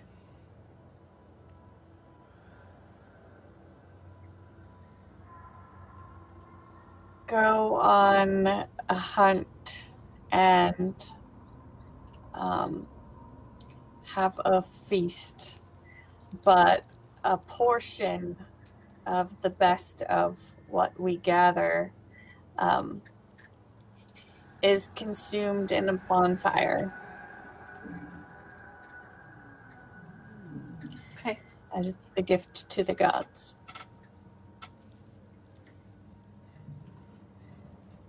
Matt, Pope, and Dev, I would like each of you to give me a rumor or superstition the wildlings have about this. This is something that happens nearly every month. The moon goes big, goes small.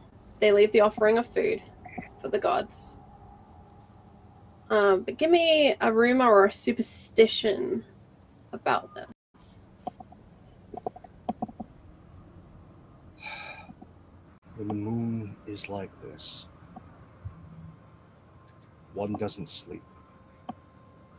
One moves. This is the time traditionally when they break camp or range to find a new one.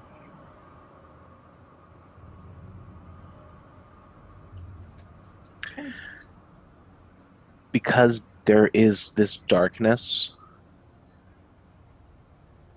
it is said that this is when the monsters come out, so that they may feast.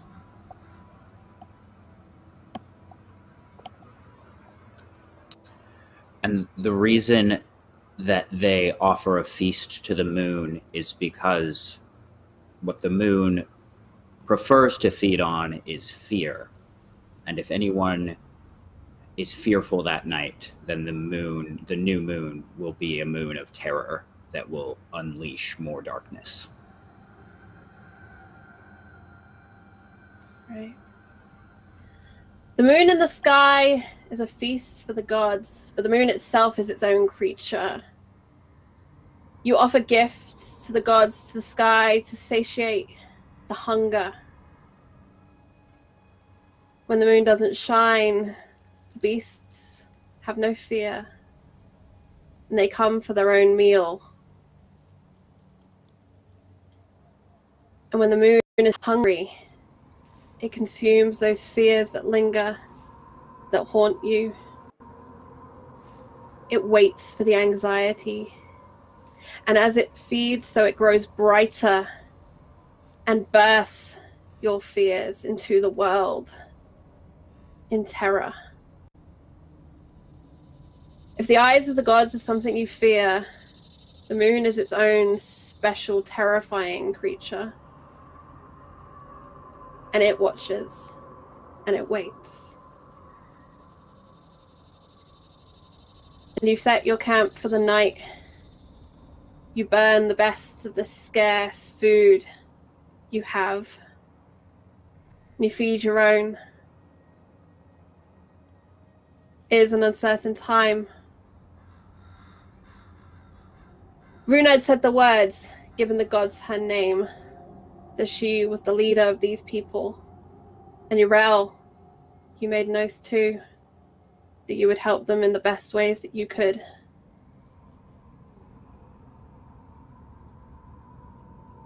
Tonight, you can't be afraid. Tonight, you must move in the dark. Tonight, the beasts are brave.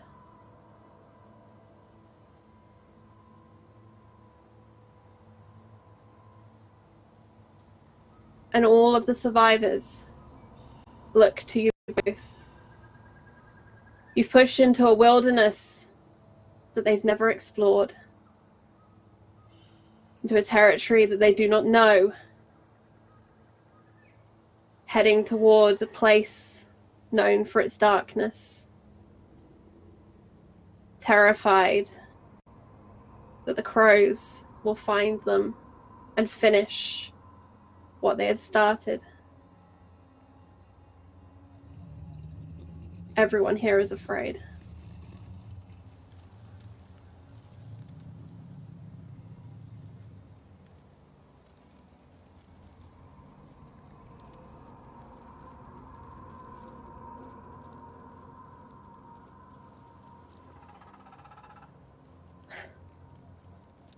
Just me, or is it the further north we go, the brighter that damn thing gets?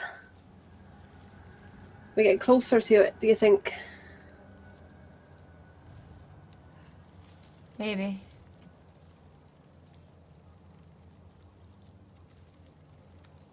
I don't know if I'd rather it bright or rather it gone. Either is bad.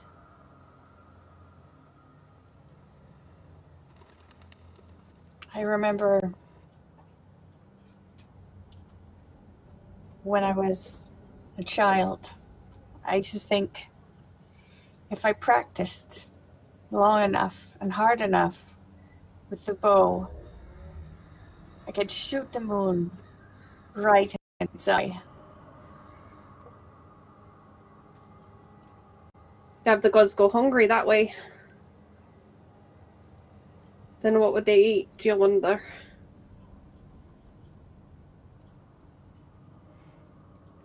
I don't know. But maybe they'd be too busy hunting for their meal to remember to punish us. Or at least that's what I used to think. Did you ever take the shot at the moon? So many times.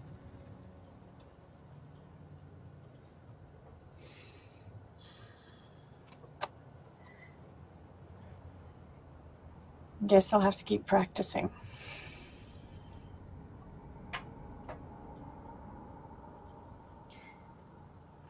They always tell us not to be afraid, and I generally find when you're told not to do something, you can't help but think about it. Can't help but think about the thing you're told not to. Ryva is kind of shushing her baby, rocking back and forth with it pressed against her body. Eyes watching the shadows.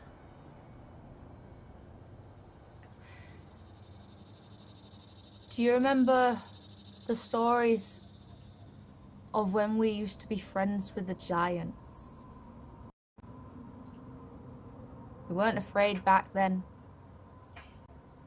We weren't afraid when Grinda led the clan, walked across a frozen river.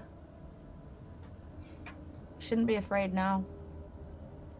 I'd have to say you'd be very brave to take a giant for a lover. Exactly. Yeah. What I would have Maybe given to throw Glover off a mountain. Yeah.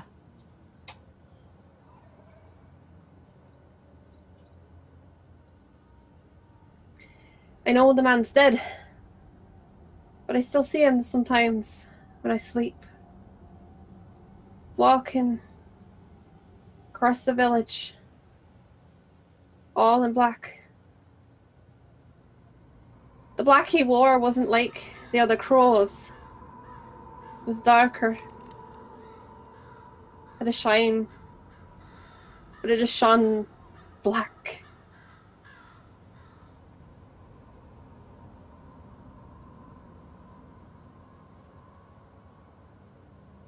Well, it didn't save him. He still died. Armor or no. All men must die. Everything with a beginning has an end.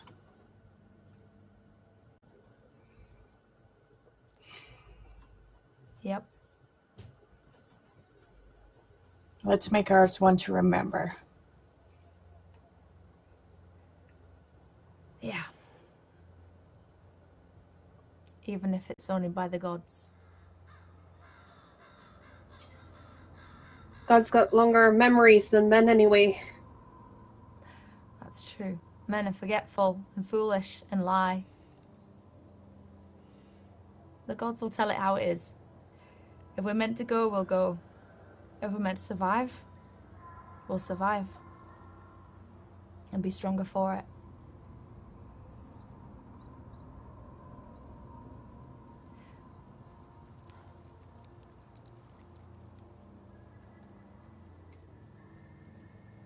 Maybe to stop thinking about the things that we're afraid of, we should say them and get it over with.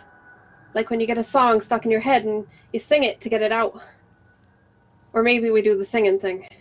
I just wish we had some wine or something to wash it away with. True. Although naming all the things we're afraid of will make us think about them all. Isn't that the worst thing to do? No. Sometimes when you're afraid, it's because you don't know something. If you really know something, you know its name. You know enough that you're not afraid anymore.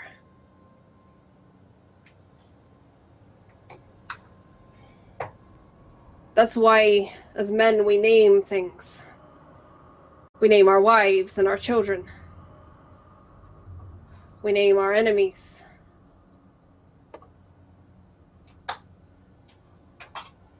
We don't have a name for the creatures we saw recent. Big bone men, like giants, but not. Good climbers. I don't know a name for them. Bones that climb.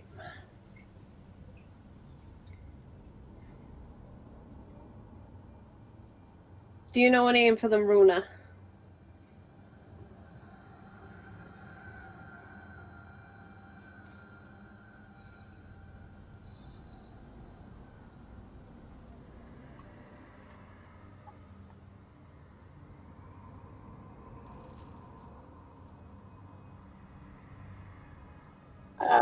So would I have heard any stories about these things? Make a memory roll. It's cunning memory. Okay.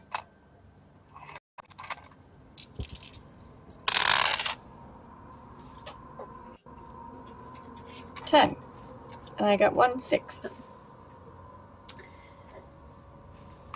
You know a fair amount of stories because stories are crucial for you knowing which herbs to gather, recognizing symptoms of illnesses, recognizing what can cause wounds and how best to treat them. Your mother was a keeper of stories, and she told you many of them. Some of them ghost stories, things to scare children, to keep wildlings close to camp rather than wandering into the dark. And she told you a number of stories about beasts, particularly beasts that wander from Starfall, that the part of a god that fell from the sky into the earth created a deep, dark place here in these lands. And from that deep, dark place, dead things were given fresh life. And new things were created from old.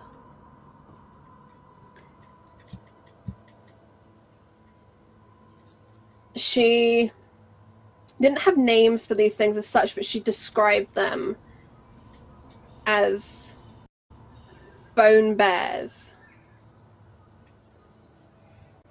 And sometimes she would just call them the wastes. Things that had been thrown away, things that had been discarded and reclaimed and changed. But also things that had rotted, things that were literally wasting away. So although you don't know a name for these things, you're familiar with stories of such things. And you know the distant stories of White Walkers, as we would know them in Game of Thrones.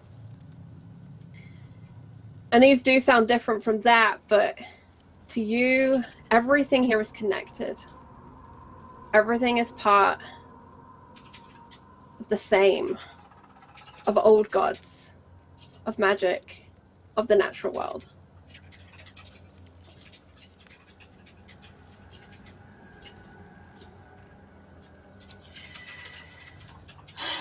My mother called them bone beasts.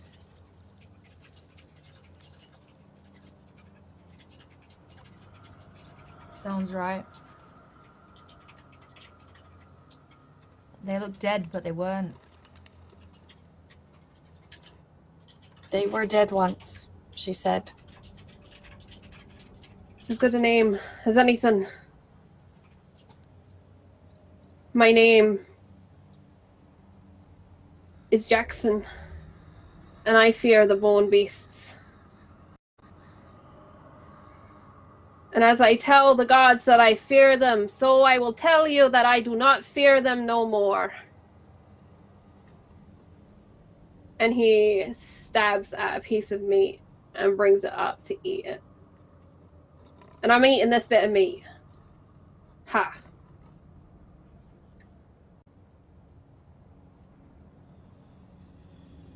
I grab a bit of the meat myself. My name's Jarell. And I was afraid of the bone beasts. One of them nearly killed me. Trying to protect crows. Well, that was your damn fault, if you ask me. Well, I'm not afraid of them anymore. And I don't trust crows.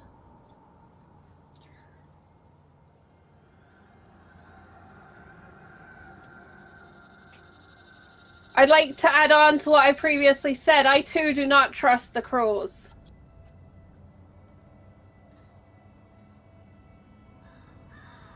And definitely don't fear crows. Never fear crows. My name's Ingrid. And I'm afraid of the river. It washed my boy away. But I don't fear the river no more. And I don't fear the bull beasts. And I trust no crows. And I never will.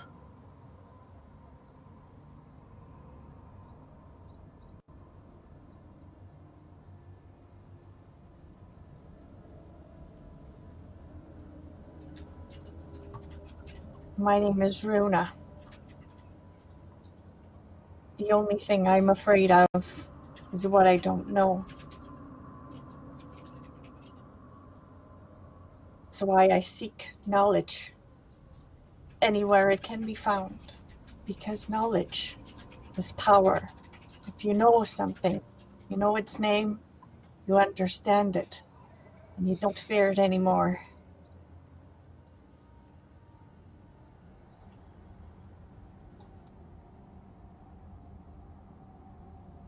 We will learn its name, and we will name it, and we will not be afraid anymore. And our leader is Runa Grey Sky. And our defender is Yarel.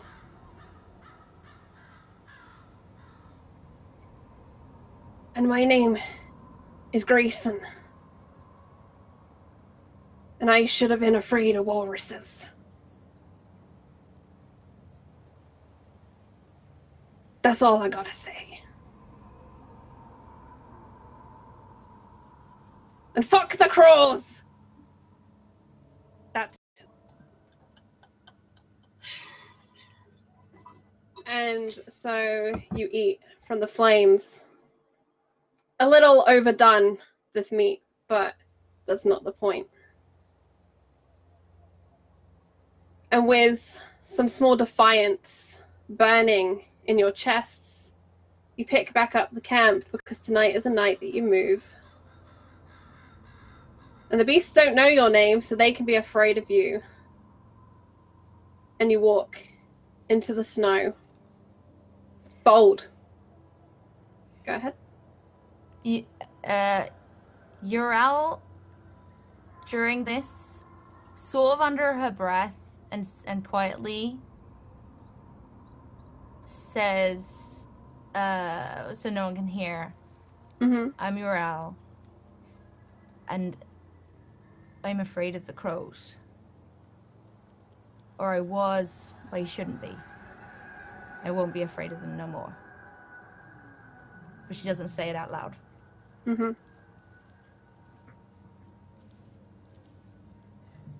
And as you pass into the snows, so you come across a tree with bark that is bone white, sap that is blood red, with 5 pointed leaves,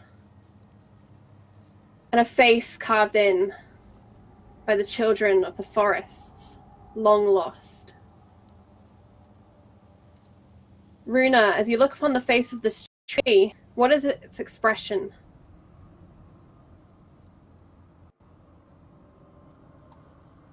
I want to say it's laughing. Okay. Urel, as you look upon this tree, what is its expression? I think it's one of pain. of being alone in the world or in this area, and of the stuff that's happening to the land. I see pain in it. And as it cries with tears of laughter and cries with tears of pain, the red sap drops down onto the snow and cuts a trail around the roots. The trail is a strange and swirling pattern. And to each of you, it tells a story of a journey to a strange and twisted place, of people whose blood has been spilt upon the snow, and of strange creatures that emerge, led by one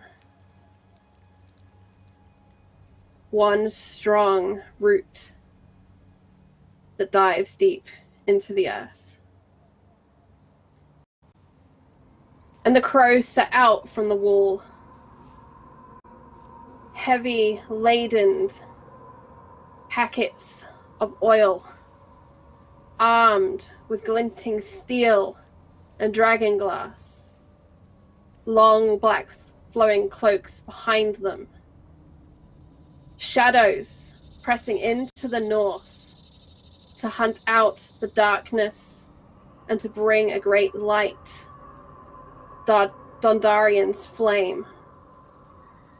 And that is where we will end tonight's episode, penultimate episode of The Wall, with our two groups trekking into the north in search of something great. Let's go around. I'd like to hear from our cast their favorite moment of today or something they're looking forward to next week and where we can find them online. I would like to say a massive thank you to Dinin, I hope I'm saying that right, please correct me if not, for those 5 gift subs. That was amazing. You unlocked a really cool event. And to everyone who stuck with us through the Twitch technical difficulties, hit the retweet button, and everyone who is watching on YouTube. If you have made it this far in the VOD on YouTube, please leave us a message. Let us know if you're enjoying the series. Leave us a like if you want to see more Song of Ice and Fire next season. And my thanks to you. Let's go around in the normal order. So, Kate, coming to you first. Okay. Hey everyone, I've been Kate Madison, otherwise known as Axis at Work on most of the socials, but Kate Madison here on Twitch. I played Urel today. It was really fun. Oh god, I can't believe I've only got one left. I'm so sad, but excited. I don't know about Fate. Well, there was so much. I cannot keep a poker face while watching, while being here in the show, but I'm also just watching it, and I'm just like, and I'm in chat going, oh my god, did this just happen? And I was in our chat as well, so I was going, oh my god, did this just happen? I was like, yeah, I'm just like, it's just brilliant. I think I said it in both the chats that I think the Maester is actually possibly my favorite character right now. Well done, Charlie, I'm loving them. I love him. Yeah, I think the Master is going to try and murder the commander with poison or something, and it's all very crazy. So that's all exciting. So I'm looking forward to our last episode, even though I'm sad about it being our last episode. I'm really looking forward to just seeing what goes down, whether we come out triumphant or everybody dies like Game of Thrones is Game of Thrones. I don't know. I almost don't mind because I know it's going to be great no matter what happens. So yeah, I'm just excited. So yes, you can find me where I just said, and I will see you all next week for whatever. Oh my lord. Oh boy. And oh boy. Dev, our recruit Laris, who I think deserves a rank going into the episode. We can discuss that off screen, but Dev. Okay.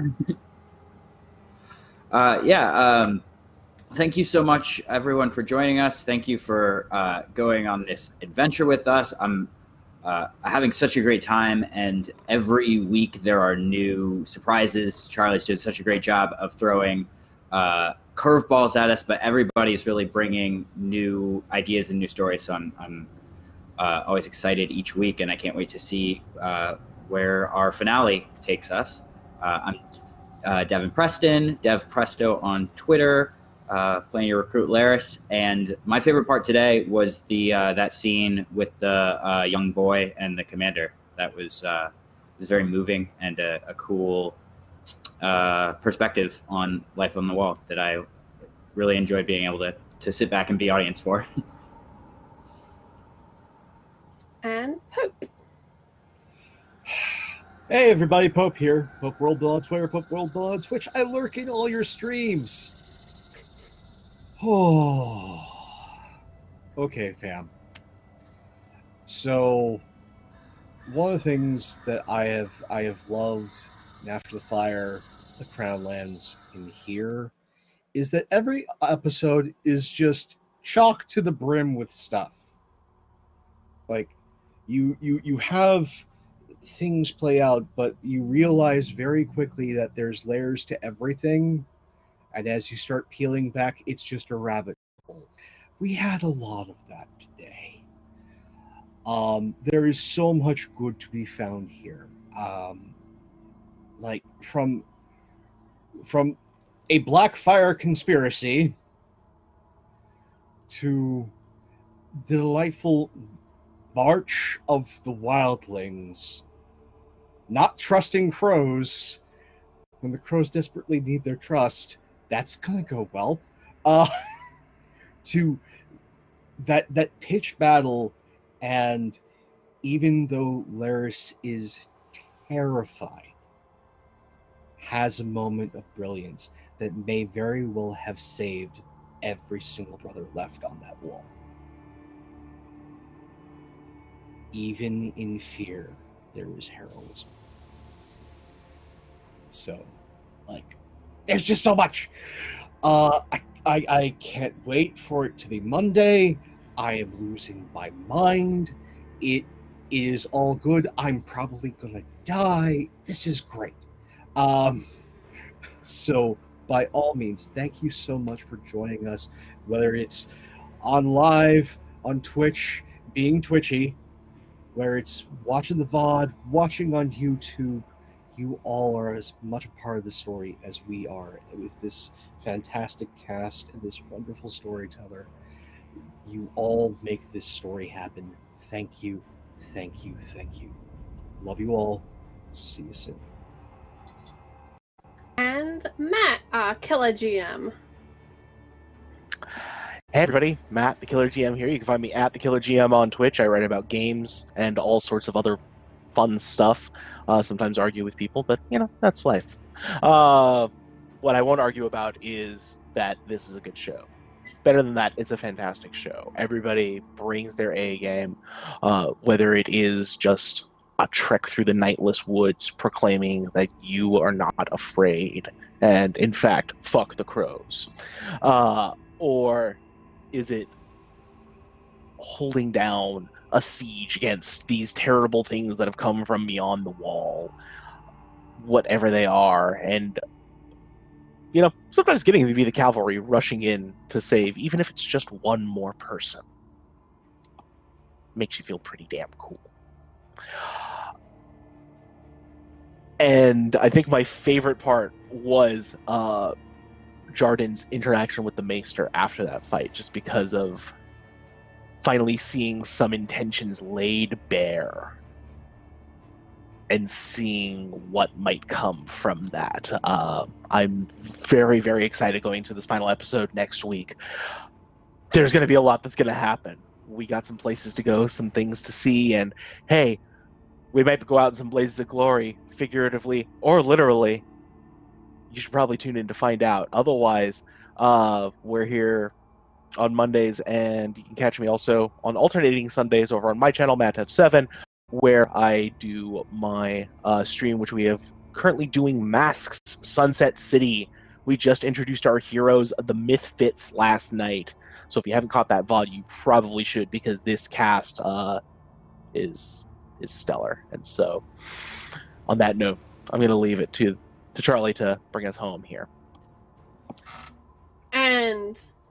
She told her name to the gods today. She made a deal last week. What's going to happen in the finale? I don't know. But Alyssa will be here. And thank you so much for your beautiful oath in the open. Thank you. I had a lot of fun writing it. I really enjoyed all of the secrets that were being revealed in the episode. Everybody had some really cool moments.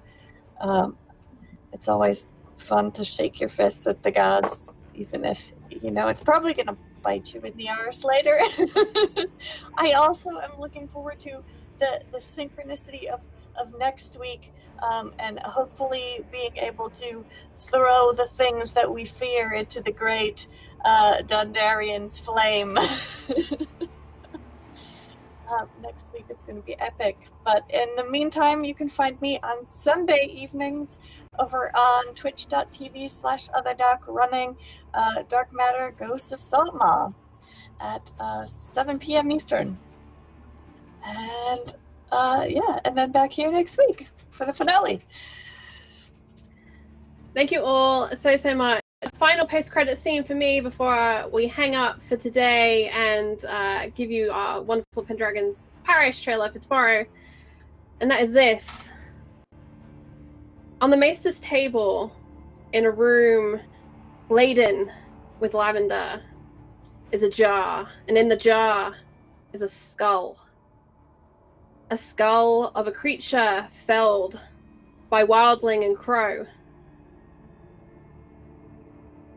And as we pan in to this white face with hollow eyes, we see a flash of blue in the depths of those sockets.